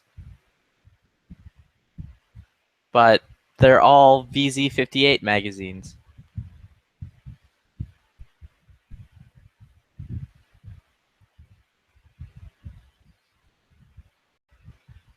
Which might be a good deal if you needed those, right? Yeah. Yeah, but I'm not Canadian. I don't own a VZ58. Yeah, I don't even know what that is. I thought you wanted one because of the Strike Back. I actually do indeed want one because of Strike Back, but the ones in Strike Back are like 226 versions. So I need a 226 version.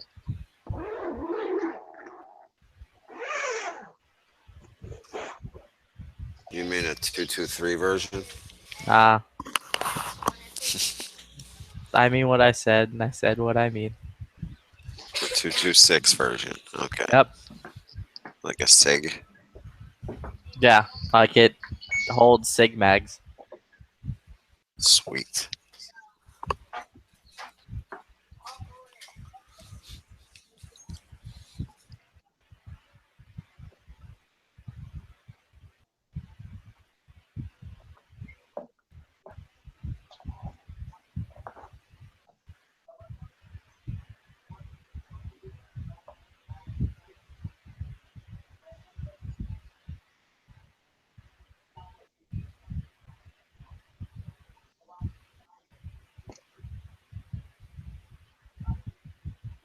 Anybody seen any good deals on bulk 9mm lately? If so, where from? Sportsman's Warehouse. SG ammo. People still shoot that stuff?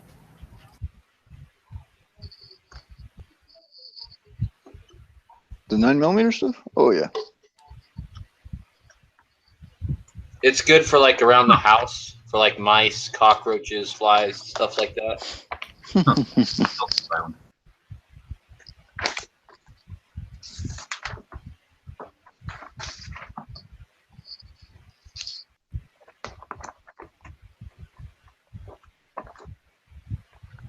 Yeah, I'm probably lucky the guy next to me today wasn't shooting 9mm. I might be dead. The extra speed, man. One of them frags would have just fucking got me in an artery.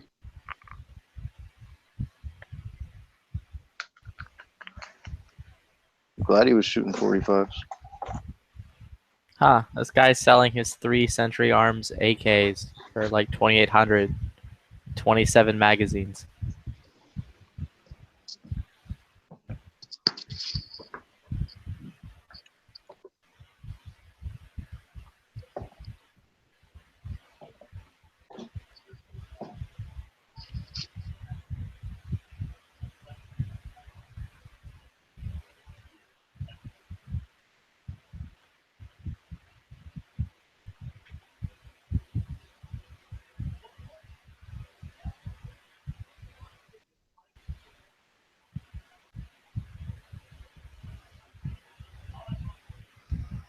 Yeah, aeroplanes need to fly faster. Well, I heard if we put them inside of a big like vacuum tube, then the airplanes will fly faster. What are you waiting on now, Flippy? My free charging handle. I thought you already had it in hand. No, it comes in tomorrow.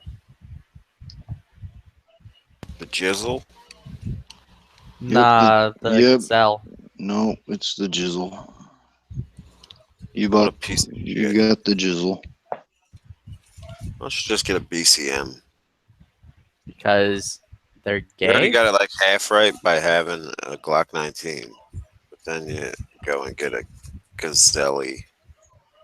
Well, charging. I would love to get a Raptor charging handle, but Noveski doesn't get Noveski Raptors anymore. Man, the Raptor is for hipsters.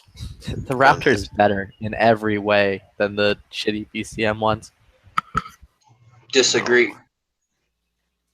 Raptors have a lot more moving parts, hence more shit to break. And they're not even designed the same way to keep them from breaking like the BCM ones. But if you like bloody noses, then yeah, for sure, like get a Raptor. What is it about the Raptor that does it, and not the VCM? The bloody nose thing. They Well, both because do it. The Raptor's more likely to catch on your gear, and more likely Right, to come because unlocked. the giant ass charging handle on the fucking BCM won't. Not It's all BCMs have giant handles, though, dude. It's like, you know, corporeal. It just floats through everything.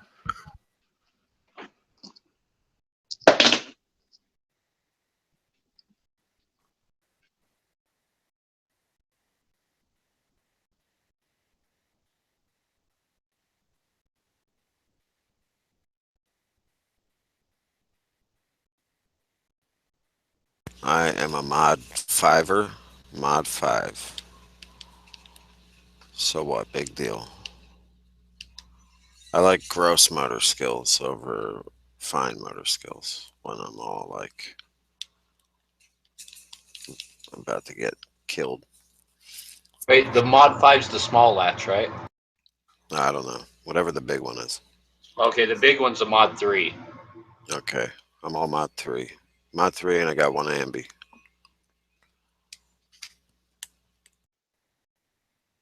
Which the ambi is what, basically mod 5 for 4 latches or something.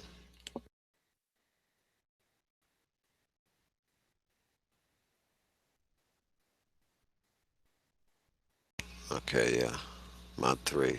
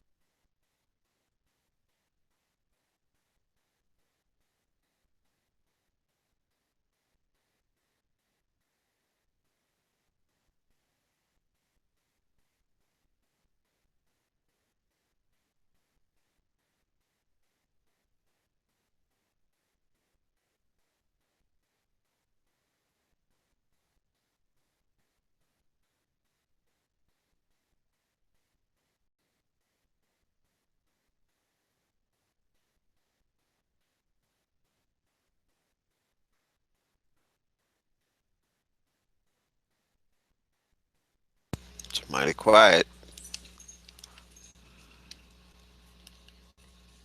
People can't handle all the freedom in this chat. I know. There's a lot of freedom in here.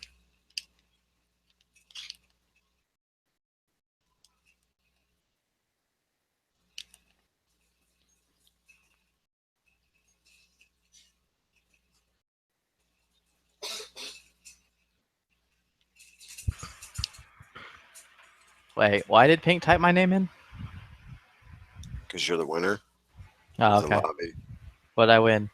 Panda Miranda. Cool. Fetch. Another one? No, that's a new one. Oh, okay. It's just like a patch of denim from the Walmart.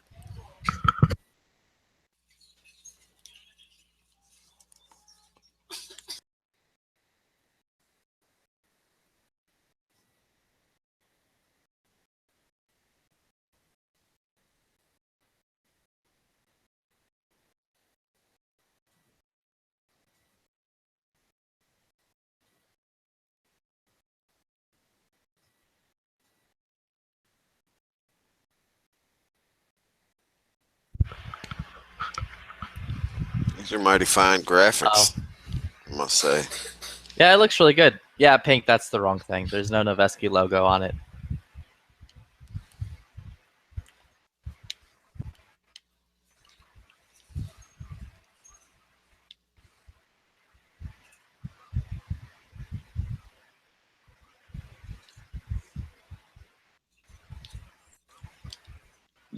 Yo, Dead Horse, what time's Heavy on tonight? 7 p.m. communist time. So 7 in Central? about 2 hours. What? It's communist time. California time. Oh, shit. Oh, communism. Also said my time. So that's 10 Eastern. That's what I thought.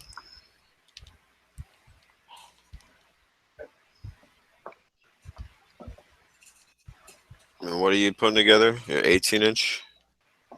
20-inch sapper. A sapper.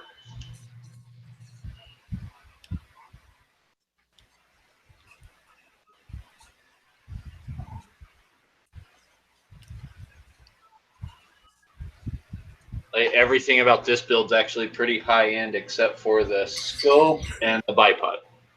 What size rail are you putting on there? 17-inch. That's pretty sick. Yeah.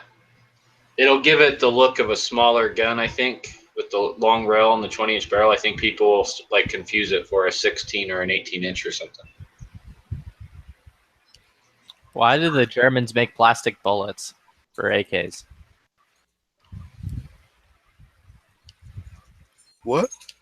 Like, are they shootable? Like, can I plug into a gun and shoot it? Yeah.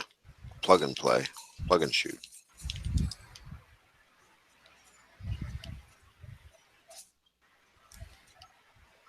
They were Bakelite bullets.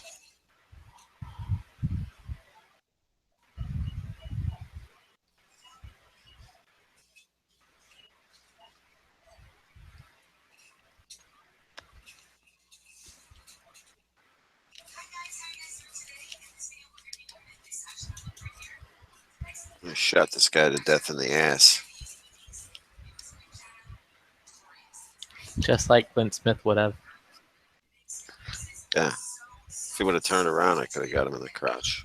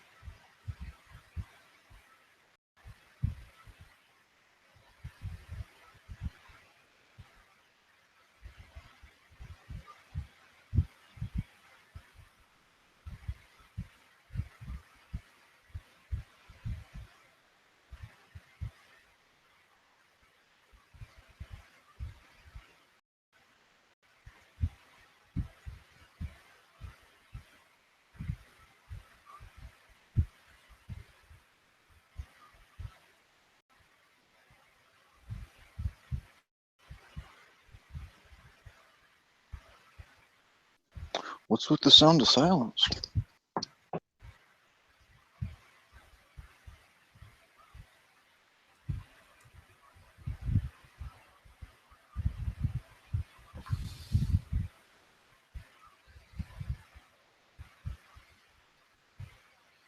Pink, that's the, like, Gazelle charging handle. I want the Raptor one.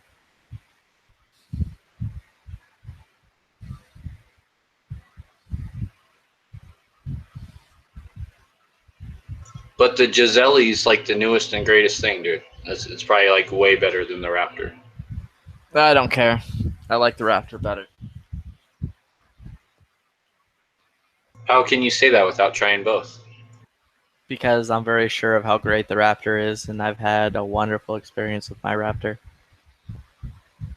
Plus, Raptors can eat gazelles. Experience. Well, okay. What if Raptor was made by Battle Arms Development? It's not. It's made by AXTIS. What is it? I would only AXTS. trust Voltor to make my PCM charging handle.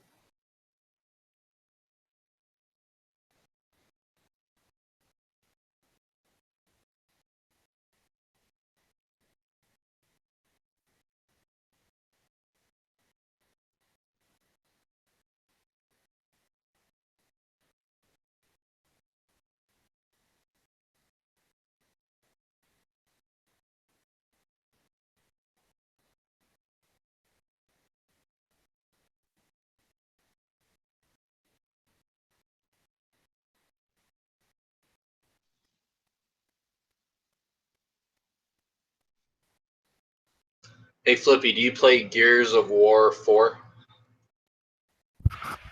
Not anymore that Battlefield's out, and it's a better game, but I did.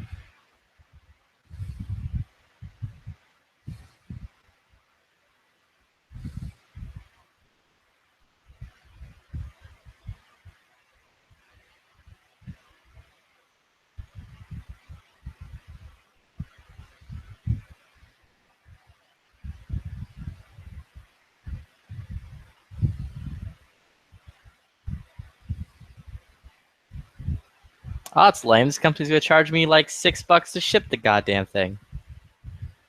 Motherfuckers. Oh well, I'll order it anyways. For your Raptor charging handle? Mm-hmm. Go look at Schuyler Arms, SCHUYLER. That's probably might be the cheapest place to find them because I believe they are on sale for $60, like $61.95, something like that.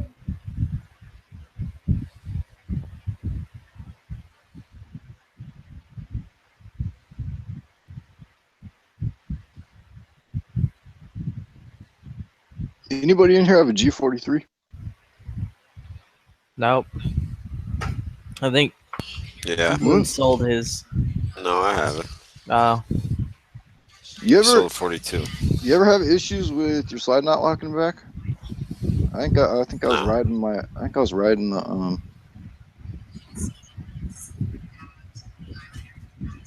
Like riding the slide with your thumb? No, riding the what the fuck? The slide release. It wasn't locking back on a certain meg. It wasn't locking back on an empty meg. Shooting today. Maybe your spring isn't strong enough. You need to replace the spring. It's brand new, dude. No, it's spring on the magazine. All brand new. It's only got but probably 300 rounds through it tops.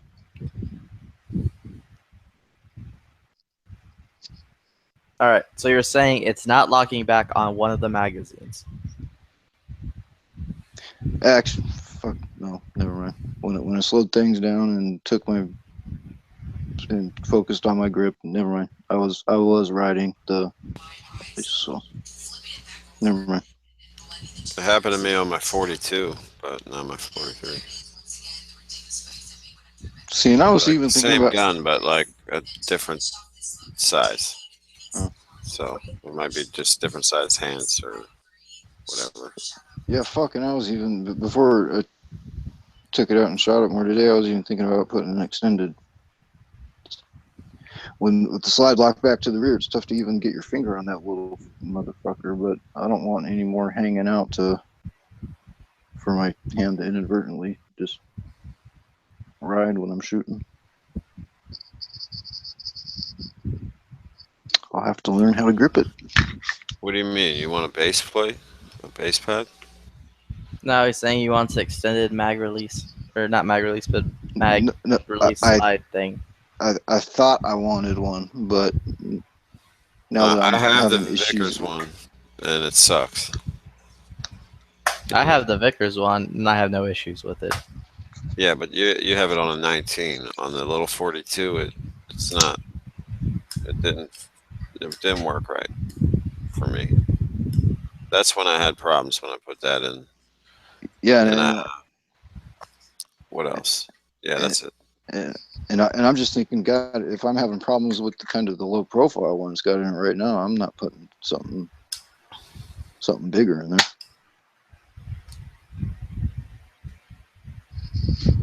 Brat-tat-tat.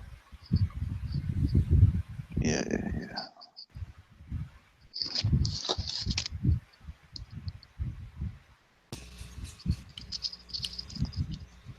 I might try it on my 43 one day. I mean, I have it. It works for the 42 and 43. Wow, what's this video that Island Link? Is it about how we shouldn't buy gun safes because they're too dangerous? You shouldn't? Yeah. How are gun safes dangerous? Oh, they just apparently spontaneously catch fire for like no reason. Oh shit.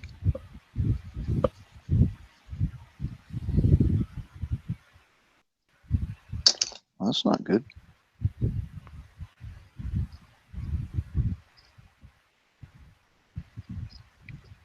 I should have known that before I bought mine. God, I would have saved a lot of money.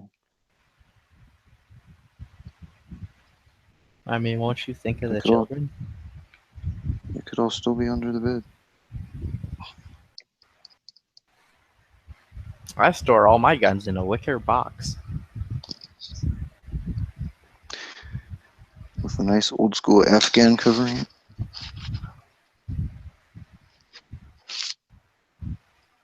Nah, a white person.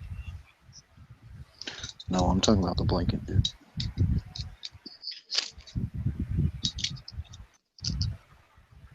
You always gotta take it the other way, huh?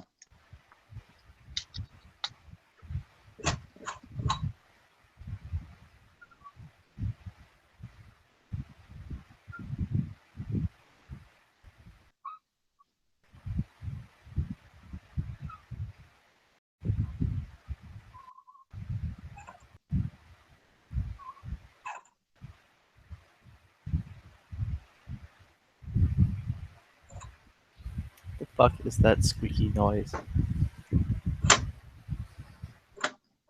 One of them things that catches on fire all the time. They're very, very, very dangerous.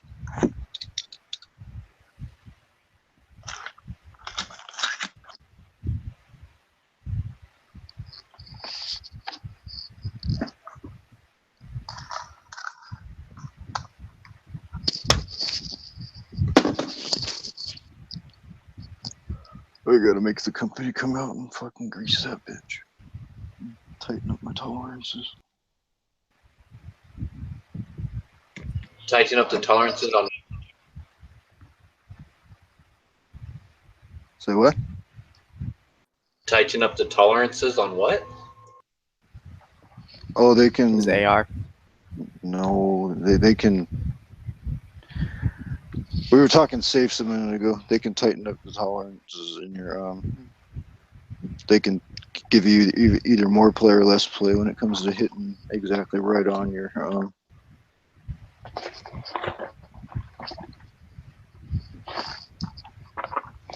So when I tell them to come out and grease it, I'm going to tell them to tighten the bitch up. Can't you do that yourself? I don't know if I want to fuck around with that myself.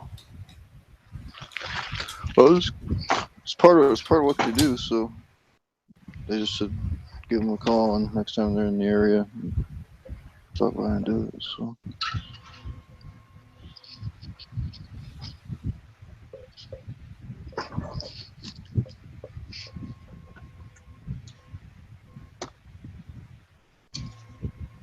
I don't want to dig in there and fuck around with my lock and all that stuff.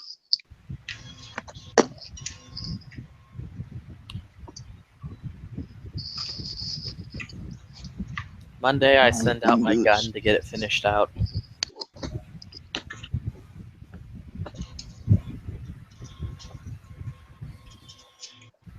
Can you tell you get it back? I have no idea, but the handguard will get installed, and then you go get it welded and pinned and all that shit.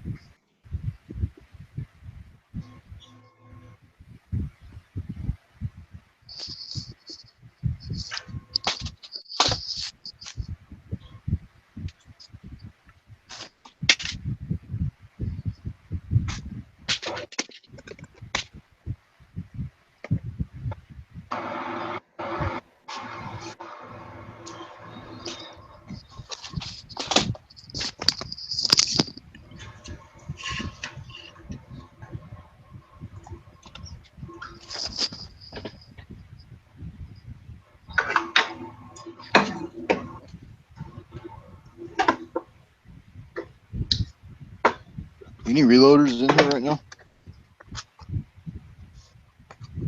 I'm a reloader enough to be dangerous. What do you want to know? Any experience with Winchester primers? The WSRs? Are they soft in your opinion? No fucking idea. I've never used them. All I use is CCI primers. Yeah, that's what I'm gonna go to after these. These are fucking. Just a little bit of playing around I've done with them. They're pretty fucking soft. Well, I have heard people say that like Federal. I think it was Federal are the softest. So I've heard several different people say that. So maybe Winchester's like in between CCI and Federal. Like I have no fucking idea.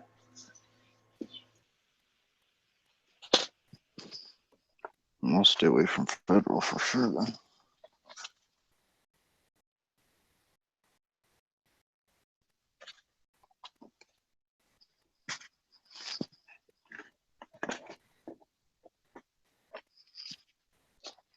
But I guess I got a few thousand of these I'm gonna have to burn through. Oh well.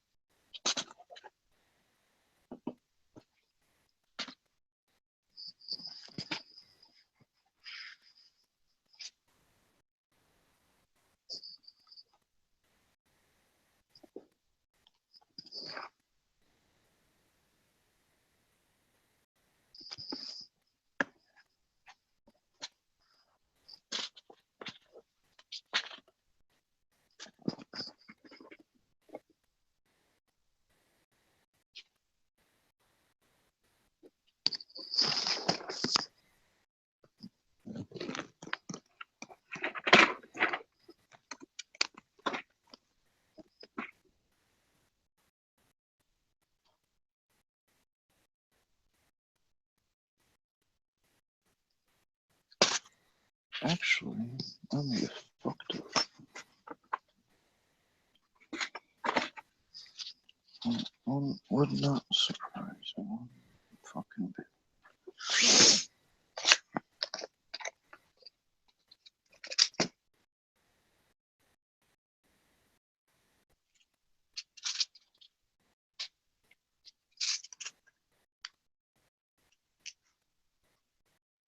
Nope, I didn't. Good job, Scott.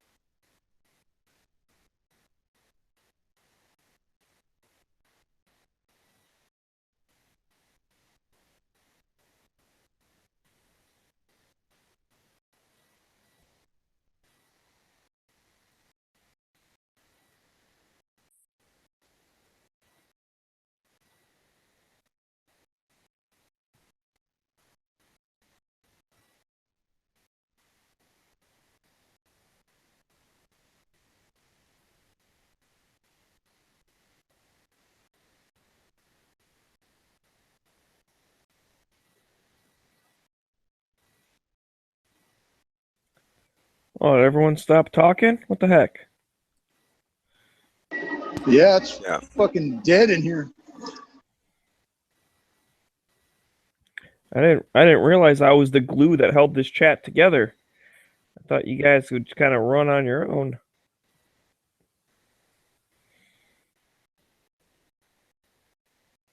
Nah, we need just Maggie.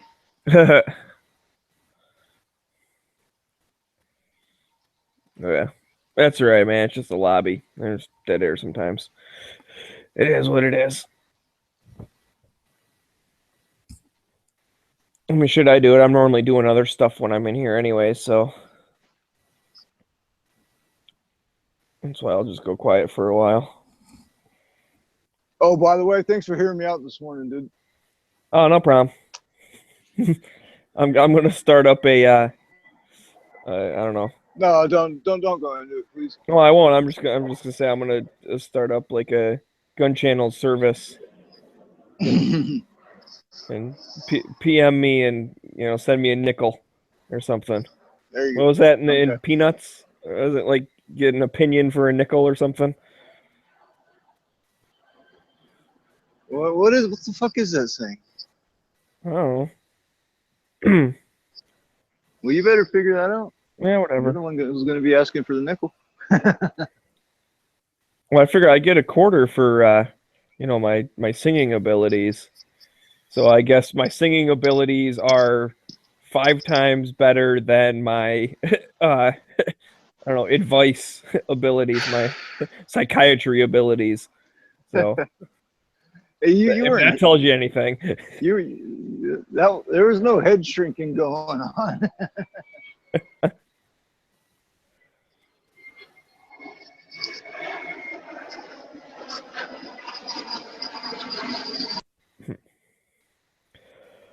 Oh man, let's buy guns. I like guns. I do have to say, I do have something like that ready and just on hold though. Yeah, because cool. I'm done. Well, I don't know what gun I should get. I kind of want another one. I told myself I wouldn't get one for the rest of the year, but I kind of want another one. What about that? What about the M1A from Palmetto State? Eh. M1A SOCOM, ugly stock, but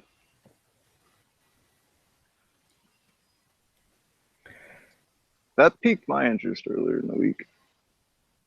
Not enough to bite, but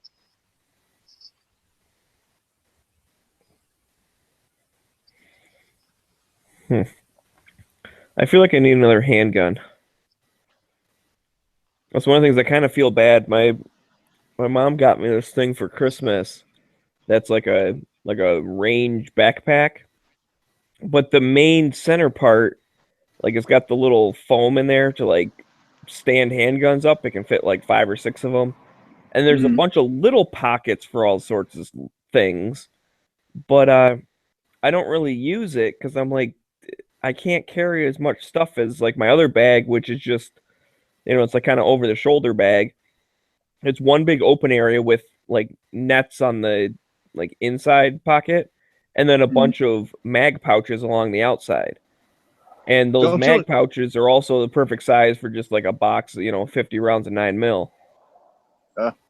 So I put all that in there, and then I have, my eyes and ears and stuff in the main, extra magazines, and sometimes I'll put even like extra boxes of ammo in there. And then I'm normally just carrying my handgun. So. And you only have one pistol, right? Yeah. Yeah, you need another pistol. I think I do. What pistol do you got, Smigs? The CZ75 SPL1. You need a Glock. Ew. Ew. Don't insult me like that. Need no stinking Glock. No, I'm just fucking with you. You really need a 1911.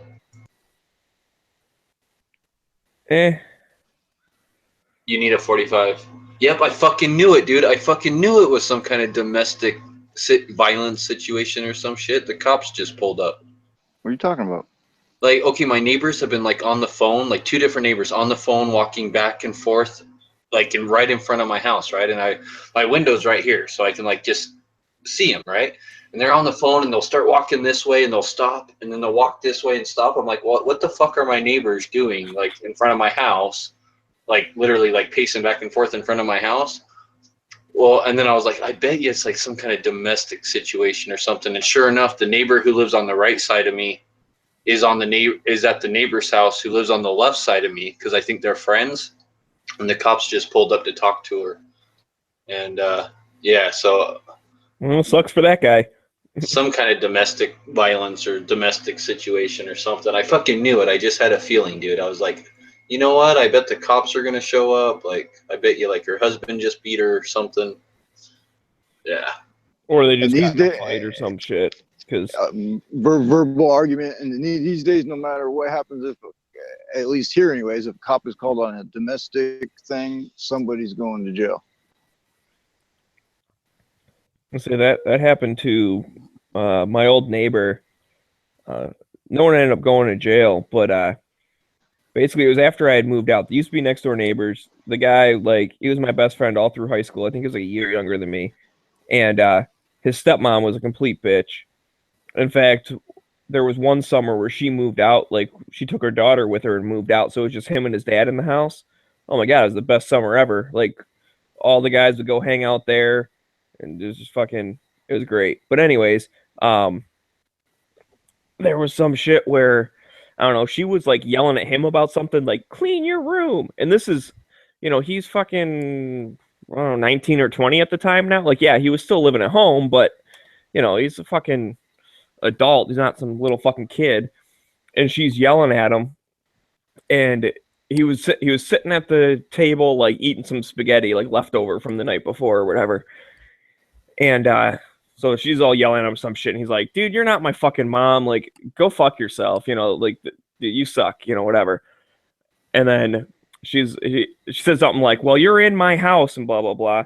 And he's like, dude, this is my dad's house. Like, you know, go fuck yourself again. And she's like, well, you're eating my spaghetti. So he goes, oh, you want your spaghetti back? And he grabbed the fucking, like, bowl of spaghetti and threw it against the wall, not even close to her. Like, she was off to the side. Like, you know, this dude actually, he played baseball after high school. He had a good arm. I can guarantee if he wanted to hit her, he would have fucking pegged that ball off her head. So, anyways, fucking, she freaks out, calls the cops, and it says that, you know, he tried to fucking knock her out with a bowl of spaghetti and all this stuff. And it was just crazy because, like, you know, I heard about it because I still talk to some of the people that grew up on that street. Like, we were all friends. And apparently the cops rolled up and they, like, separated everyone, you know, to get the story. So he's over at, like, my other neighbor's house talking to cops. She's, like, on the porch crying and, like, you know, it's actually funny because she, like, I don't know, whatever. She's crazy. So she's becoming the victim, right? And it's like, dude, he didn't do anything to you. What the fuck? And then, you know, the dad's across the street and the daughter's, like, out in the driveway. It's like everyone was fucking separated in their different corners. With two cops on each person? Yeah, I don't know exactly. Maybe. Or maybe just a couple on him because he was kind of the instigator. But I think after that happened, you know, his dad got pissed at him or whatever. Like, it did end up kind of being a thing, but no punches were thrown or anything. So maybe that's why no one went to jail. But she tried accusing him of, like, hitting her with the thing and all that. He's like, it definitely didn't fucking hit you. And you could accuse me of trying to hit you, but trust me, if I was trying to hit you, I woulda. Yeah, I don't need any of that sort of drama within my family life. Yeah, I've never really had big. I mean, every family's got something, but I've never had, like, physical fights or anything with any of my family. No, I have, but I grew up with a twin brother and an older brother, but that's it. I hit my sister one time, and, like, I wasn't even like, even then, like I wasn't really like trying to hit her. I forget why I was mad at her or whatever, but like it was just me and her home. And I ended up like slapping her on the back. Like I didn't hit her in the face or anything. It was something like, I don't know, I think I like put my fist back and she kind of like rolled her shoulder towards me. And like as I was swinging, I realized I probably shouldn't punch her. So I opened my hand and like slapped her on like the shoulder blade. And I remember, and she like went down and started like crying all this shit. I'm like, first off, I didn't think I hit you that hard, but okay. I felt so horrible afterwards. It's like any punishment I got, I'm like, you're right, I'm a fucking monster. Like, dude, as a kid, I sent each of my brothers to the hospital. It wasn't even intentional. Well, my older brother was being a fucking dickhead, we used to have a treehouse in the backyard, standing on the roof of the treehouse in the backyard, throwing shit down at me. So after a windstorm, so there were loose shingles all over the place. So I picked one of them up and frisbeed it at him. Yeah, he fell off there, and I want to say he broke something in his back. He deserved it though. The other one, I think I threw a rock at my twin and cut him right above the eye. Sent him to the hospital to get stitches.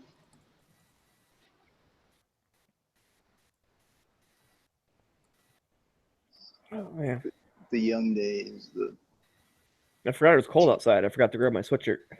I was wrong. It wasn't a domestic violence. What was it? Medical?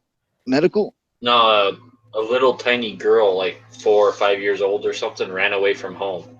Oh shit! And she was like walking my street, and my neighbor found her, and then they couldn't find the mom. That's why they were walking back and forth and stuff. They were like looking for the mom or something, expecting the mom to come look for her.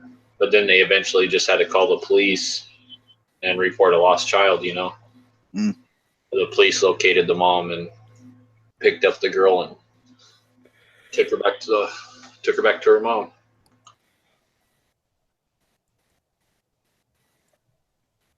Who just lets a 4-year-old girl go out wandering the street? Well, they said that she ran away from home, so that's what my neighbor said. So, like, if your 4-year-old kid just like walks out your door and leaves, and then all of a sudden you don't see him around, like, I don't know.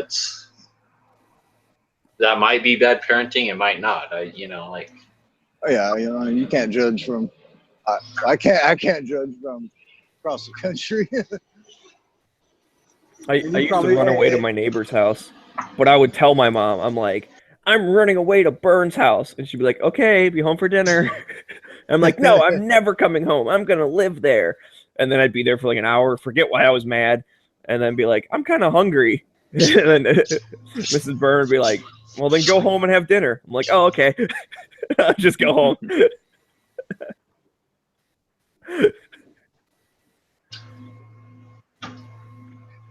Yeah, as you're leaving, you're like, I'm getting out of here. I'm never coming back again. She's like, I'll see you in an hour. Oh. Yeah, that's the thing. Like my next door neighbor, they had 4 kids, and like one was my age, one was a year older, one was 2 years younger, and one was, I don't know, like 3 or 4 years younger than that. But it was just like in the summer or whatever, doors were open and stuff. You just walk in, hey, who's home? It's like, oh, Ryan's home. Cool. What's up, buddy? Hang out with him for a while. He's not home. Oh, okay. Is someone else home? Yep, they're not home. Oh, what about this one? Yep, they're home. Okay, I'll go play with them. Yeah, growing up, my best friend he moved around quite a bit, but he was always within, like a half-mile radius, and that's kind of the same thing. Yeah, I mean, hell, even if he wasn't home, I'd be over there with his family, just bullshitting with his dad or doing something. Yeah, and that's what I did with my other neighbor. So that was, so the one was like my best friends when I was a kid, and then the one that had the little dispute, he moved in when I was in high school. I think I was a sophomore. He moved in as a freshman, and we got along real good. And so, especially that year that Bitch Face was gone, you just go over there. His dad's home. He's not home yet. I'd sit there and hang out with his dad for a couple hours till he got home.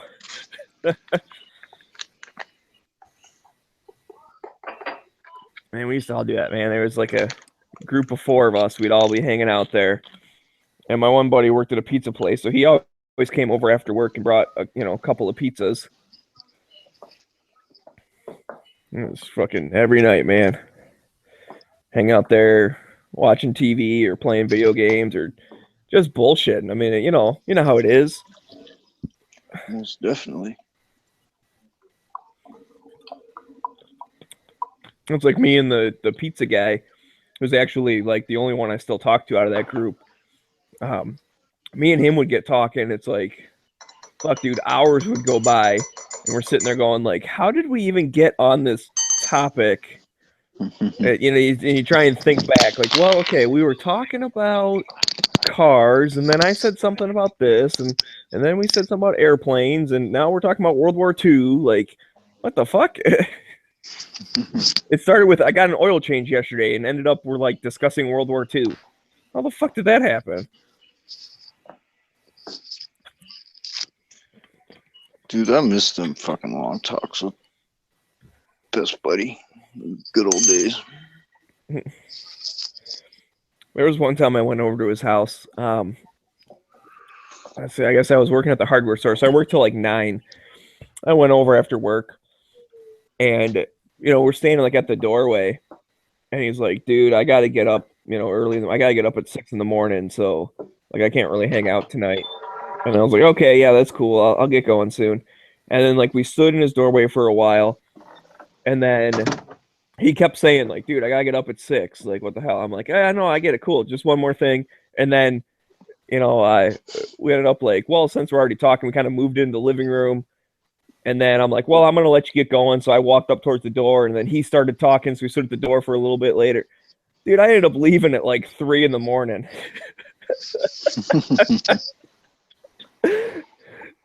And every time I was getting ready to go, either I had one more story or he had one more story. So it wasn't all my fault. It was not just me being a jerk. There were times I tried to leave and he stopped me. And there were other times he tried to kick me out and I stopped him from kicking me out. So we were both at fault for that.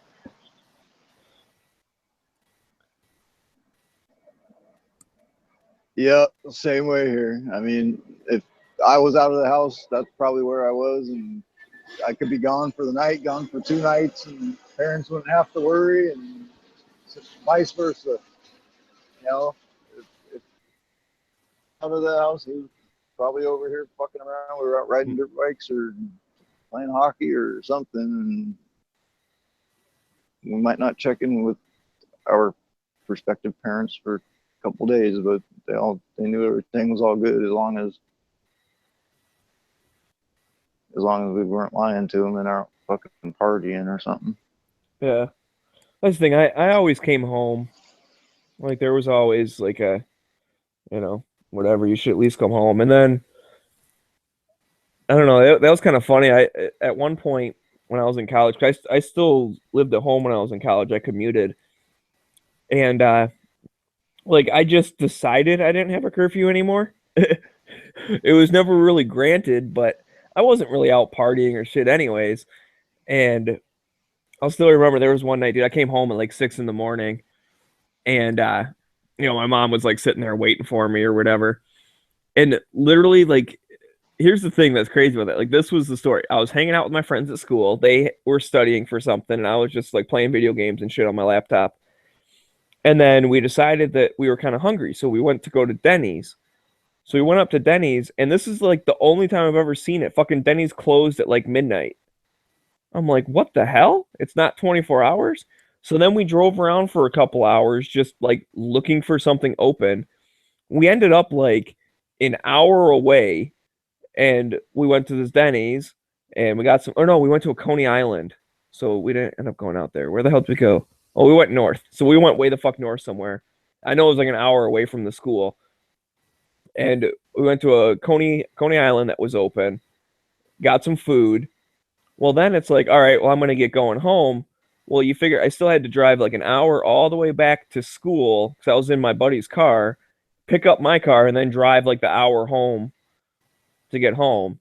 And yeah, it's like So I walked in, and there's a fun, like I hadn't been drinking, I hadn't been partying, like nothing. I just, just one of them nights. We were just messing around in the middle of the night, and my mom's like, "Hey, you're pretty late tonight or whatever," and I'll remember the phrasing because she goes, "You came home late tonight," and I said, "Yes, it is late right now." Like, not that I'm late, because that implies that there's a time I'm supposed to be there and I didn't make it in time. But just in general, it is kind of late for being night. Yeah, it is kind of late in the evening. No.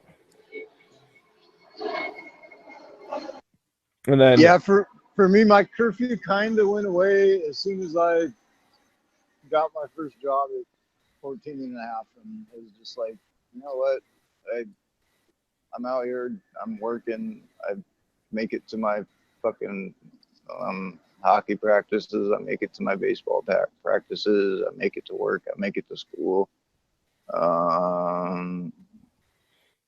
Everything's all good. Yeah, no, I had a pretty strict, like, as a kid, I always had like that early bedtime, and then, when I started going out, I was always the first one that had to go home. So like in high school, I had to be home by fucking like 9 o'clock or something. It's like, really? Come on. By that time I didn't have street lights come on, your ass better be in this house. Yeah, but by high school I didn't have like, necessarily a bedtime anymore, but I did still have like a curfew to be home.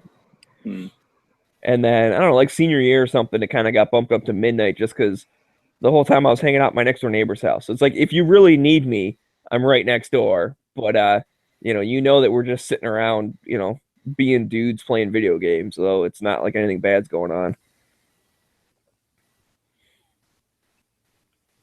I still remember, like, once I was in college, and then I'd stay out a little bit later and stuff. My sister was all complaining. She's like, when I was that age, I had like a curfew and blah blah blah blah. It's like, yeah, because when you were 19, you would go to Canada and get wasted in the clubs with your friends, whereas when I'm 19, I'm staying out late playing fucking WWE SmackDown. All right. So was that an older sister you said? Yeah. Yep. Yeah, it's usually the older ones who get the little stricter treatment, and then once the parents have the second or third, or like me, like my family, they had the second and third at the same time. It was just like, all that shit kind of went away, and then the older brother was pissed that he had to live under that, right, under those rules for so long. I don't know, because it can go the other way too, because there were things that I wasn't allowed to do because she was allowed to, and got like spring break. I never went anywhere cool for spring break because she went to some party thing or whatever, like, and I think my mom might have like finding pictures or whatever, like of them drinking and all this stuff. And so I never got to go down to frickin', wherever the hell people go for spring break. Yeah, I never did. Like all that kind of shit. So it's like, it does work the opposite way. But like I said, I think it was dependent on literally, like I said, when you were 19, you were in a different country getting drunk. When I'm 19, I'm at the next door neighbor's house playing video games. Like, I think they don't have to worry about me if I come home a couple hours later than you, Oh, I did plenty of going to Canada and getting drunk at that age, but I never really went and partied in Canada. Well, like when I was 19. And I didn't really start drinking until I was 21 either. I might have had a couple, like, few times that I drank a little bit or whatever. I never got super wasted before I was 21. I think I probably drank more in my junior year and senior year than on average than I have in any year after that. Those were some hard partying long fucking night. Yeah. Crazy fucking years. Yeah. And I got shot in that. Slowed me down a little bit. Yeah, it's never really a huge partier.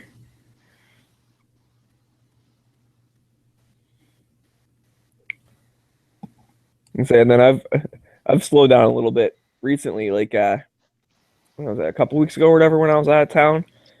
So I was out of town for work, and oh god damn it. Anyways, it was a UFC fight was on Saturday, and there was a Buffalo Wild Wings like right next to the hotel. And so me and the guy that was out of town, like, we ended up going up there to grab dinner and stuff. And I had a couple drinks and whatever, no big deal. But I ended up like he ended up going back, and I'm like, well, I'm gonna hang out for a little bit longer. I stayed and had like another couple drinks, and holy shit, 'cause I'm thinking, oh yeah, Sunday it's not that much hard work and blah blah blah, and like, holy crap, dude, I was hurting on Sunday. And I thought back, I'm like, dude, I had like 4 beers on Saturday. Like, I used to crush that no problem. Yeah. So like it was an kind of hour. a wake up call. I'm like, what the shit, man? Like, this is kind of new for me. Yeah, I gave up the alcohol about a month and a half ago, and just it just got to the point where I was like, I'm tired of just fucking having 2 or 3 beers every night. And I had one weekend where it was a 24 pack, and I was just like, I'm done. I'm not buying beer no more. I'm not buying alcohol no more. No, thank you. So I'm on the wagon, so to speak.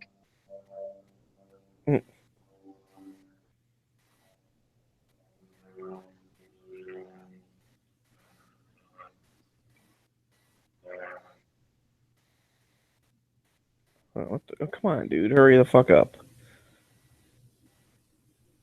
Guys are killing a bunch of time fucking trying to fix the camera inside the net. Trying to fix the. What are you talking hockey? Yeah.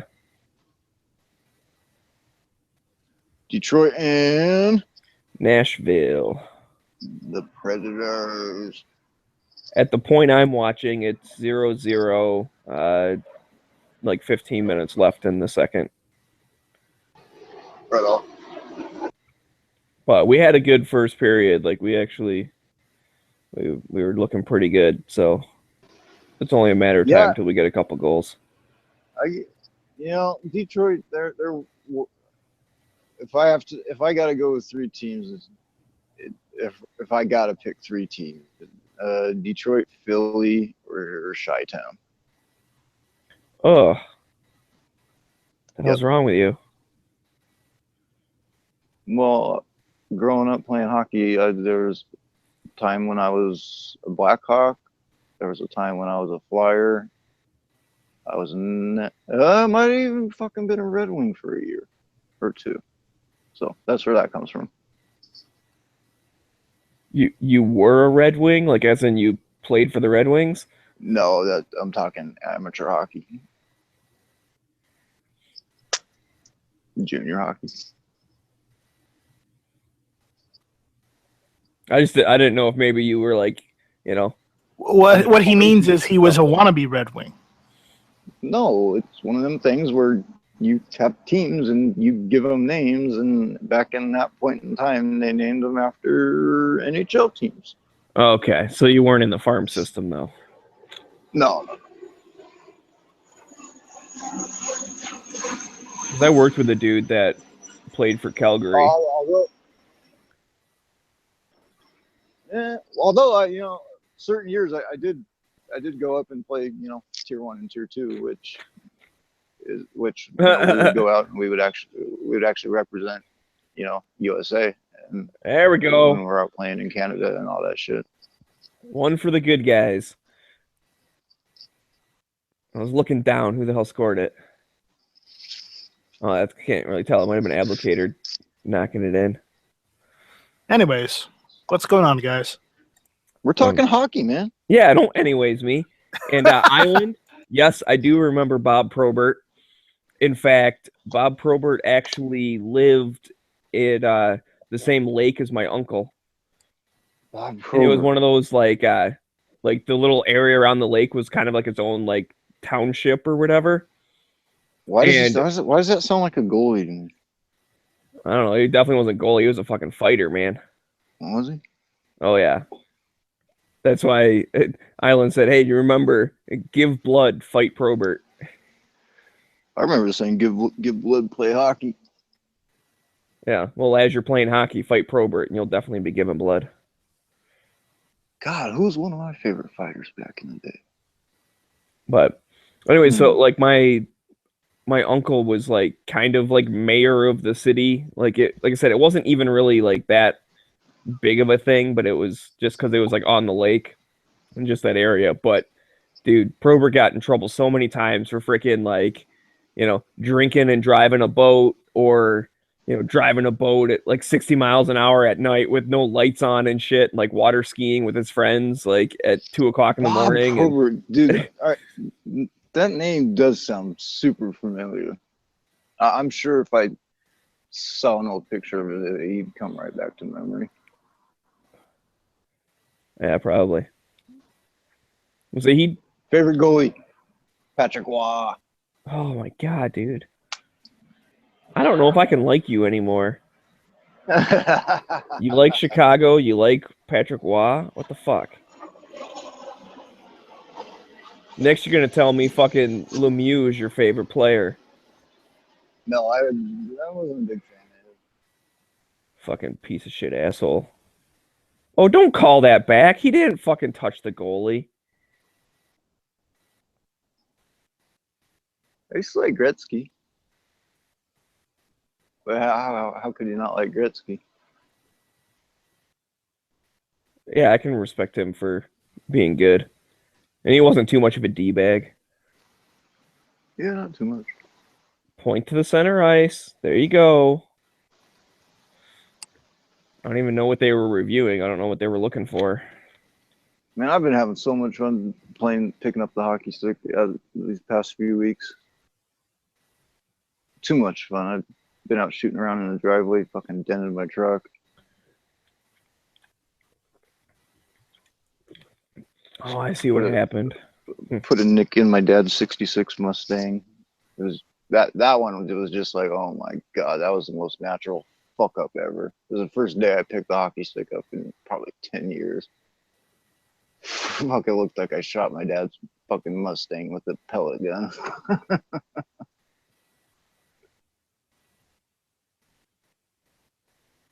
Yeah, that wasn't Applicator's goal, dude. That was Sproles or whatever the hell his name is. That's all right. They'll fix it. I'll take an assist over a goal. I was a defenseman. Well, what happened is, and that's the thing. Sproul or whatever is the defenseman. He shoots it from the blue line. The goalie actually he hits it with his blocker. Applicator's right in front of him. It drops like straight down into like the part of the goalie pad that's like above the knee. Like, so when your leg's bent, it kind of sticks out. Yep. Where it can get caught. Yeah, it like dropped in there. Well, then, because he didn't know where it was, he straightened his leg, and it like shot back through his 5-hole. So basically, the goalie like shot the puck back in on himself when he straightened his leg, and that's when it went in. And I don't know if they were reviewing it to see if he Applicator hit the goalie, like goalie interference or something, which he didn't. He was standing in front of him, but he didn't hit him. If the puck was in the crease, he's allowed to fucking be there. Well, you know how it is nowadays. You look at the goalie funny and they call interference. Doesn't matter if it's in there or not. If they decide you got in his way and made it so he couldn't stop the puck. Yeah, dude. I played in the day back before they increased the size of the crease and gave the goalie more of his own safe space. And then I also played during the days where after they switched that, and gave the goalie a little more leeway and protected him a little more. But shit, growing up, not a lot of times, but in some of my later years, we're fucking chicks.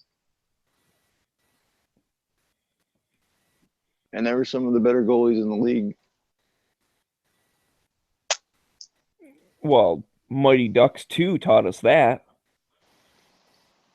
Hockey's one of them sports where, dude, we'd go out and play tournaments, and there'd be teams, and if there's a chick that wants to play hockey, because back when we played, there wasn't women's league or a girls league. So if they wanted to play hockey, they had to fucking play with the guys. And dude, I remember just rocking this fucking chick's world, and the crowd just gave it to me like I was some fucking douchebag. But I'm just like, man, she's on the ice, she's got the puck, she's coming at my goalie, and I'm fucking knocking her out.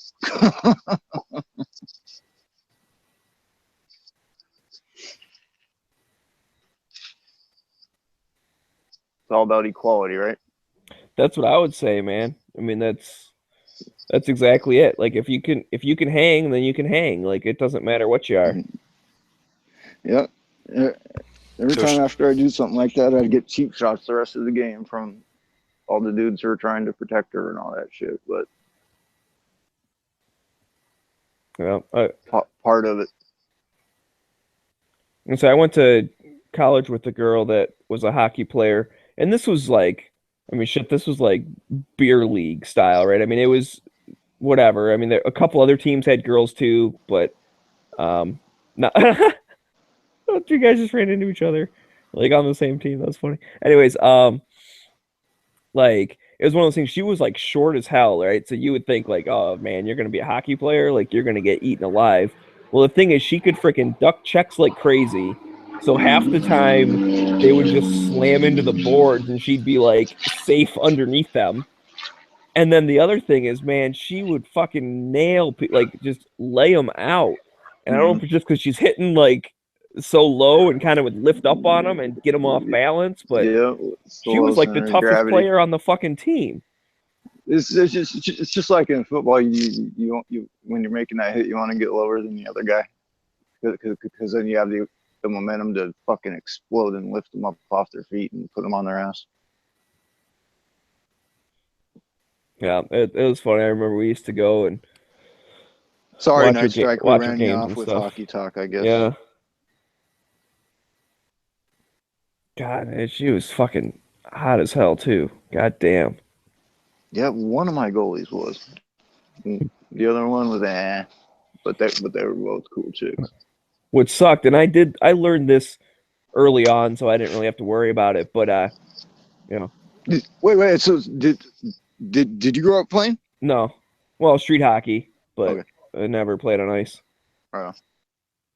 So, anyways, what I was gonna say though is I went to an engineering school, so there was maybe 10 girls total, like in engineering, and there was like, I don't know, maybe 3 or 4 hot ones, and I know for a fact 2 of them were lesbians because I was friends with them, and then this hockey one, which it's like everyone was trying to get with her, and it was one of those things like I figured that out really early on that she's got her choice of any single person here, so I'm just not gonna bother, like. And it was kind of funny, all the people that were still always like trying to hit on her and shit. It's like, you know what? I'm just gonna be friends because, like, whatever. She's a good person, and who cares? And I had other girlfriends from other places, anyways. But like, it was just funny to see people just instantly trying to hit on her. But my God, dude, hockey players, look at their fucking legs and their ass and stuff. Oh man, she was hot. Yeah, for a chick, it's almost like soccer players. I mean, they have to have nice ass and all that shit. I wonder if she was into guns. Never really came up that much. Damn, you're kind of making me miss a certain goalie.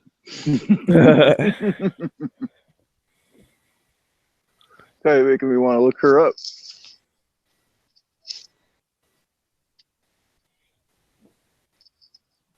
Yeah, but it was funny growing up. When we'd have practice and whatnot, if because chicks playing hockey around here, it wasn't the norm, but you know, there were some of them, and guys on my team with the older sister who would come out and, you know, just to get extra ice time, and God, we'd do nothing but just fucking hit on her and just someone got a chick on skates who can probably kick some ass.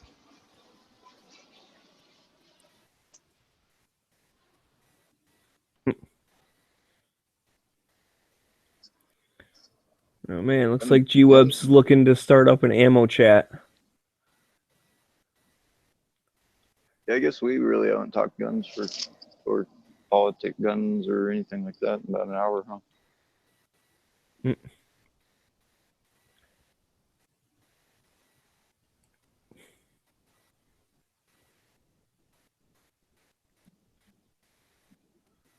Oh.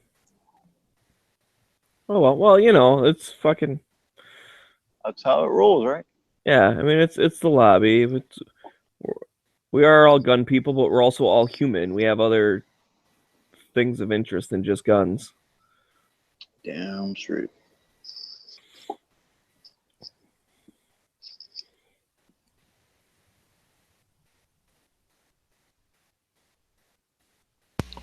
Flippy's not human. Is he even real? Okay, now. Let's start this shit again. That was annoying as hell. Like, because I was in there for the first part, and I was like, dude, like, just drop it, like, whatever. And then apparently he got way worse, like, later in the night. He just kept fucking hounding him. It's like, come on, man. Yeah, it might be kind of funny the first time, and then it's just annoying. I'm pretty sure I wasn't even around for that. That was before my time.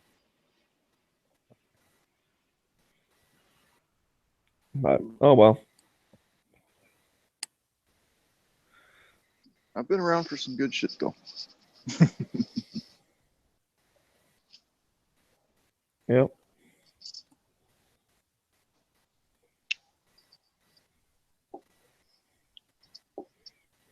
Well, enjoy the early lobbies while you can, since it's probably gonna get fucking kicked off YouTube because of you, asshole.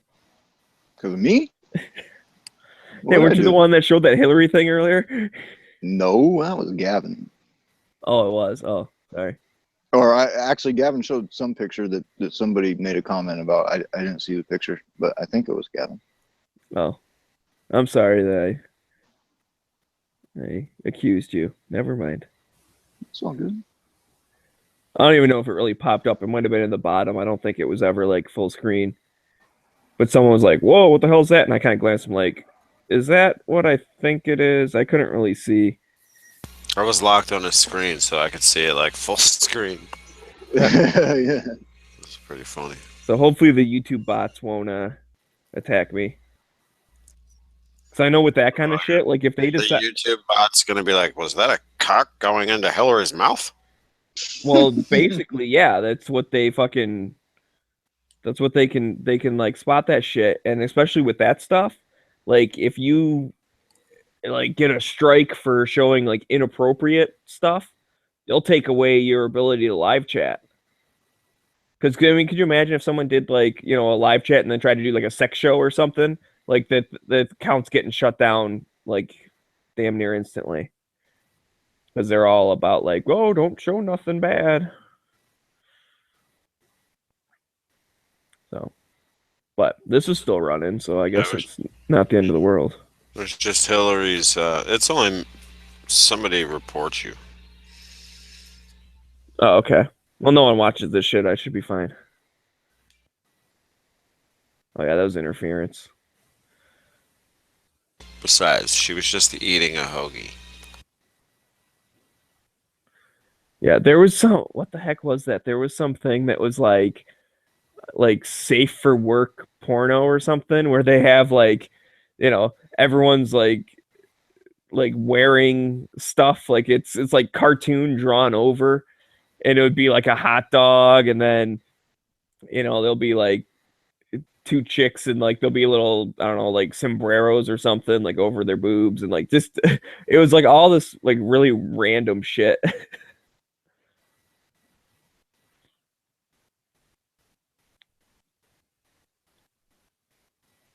wonder if I can find that somewhere. It was more funny than anything else. Just the types of things they decided to like draw in cartoon to cover stuff up.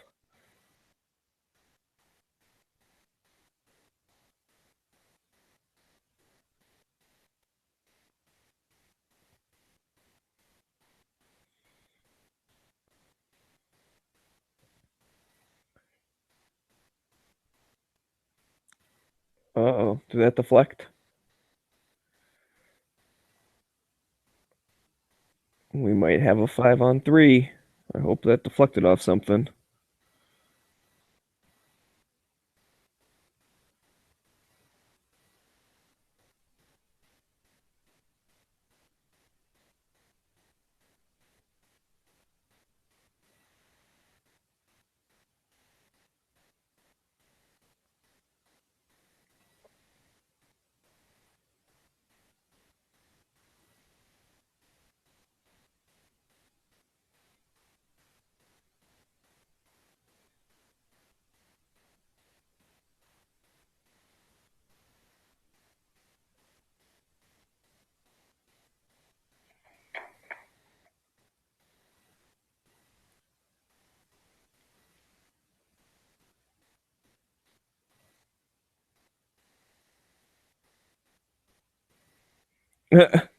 Yeah, this is it. That's funny.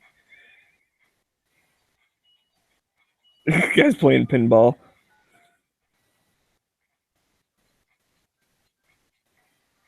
No, that's it. That's funny. Oh, we did get a penalty. Damn it. I hate that rule. If you shoot the puck over the glass like without hitting anything, it's a delay game penalty. I hate that rule. It's so dumb.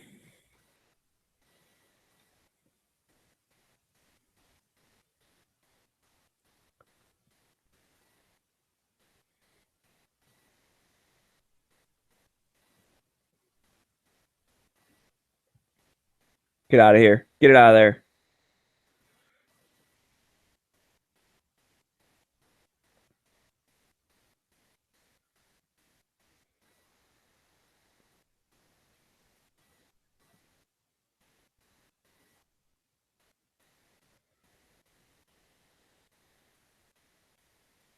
Oh man, and our dude lost his stick.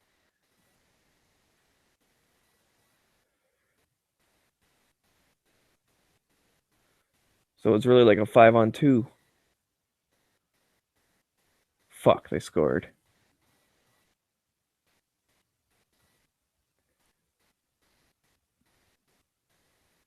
That's a bunch of shit, man.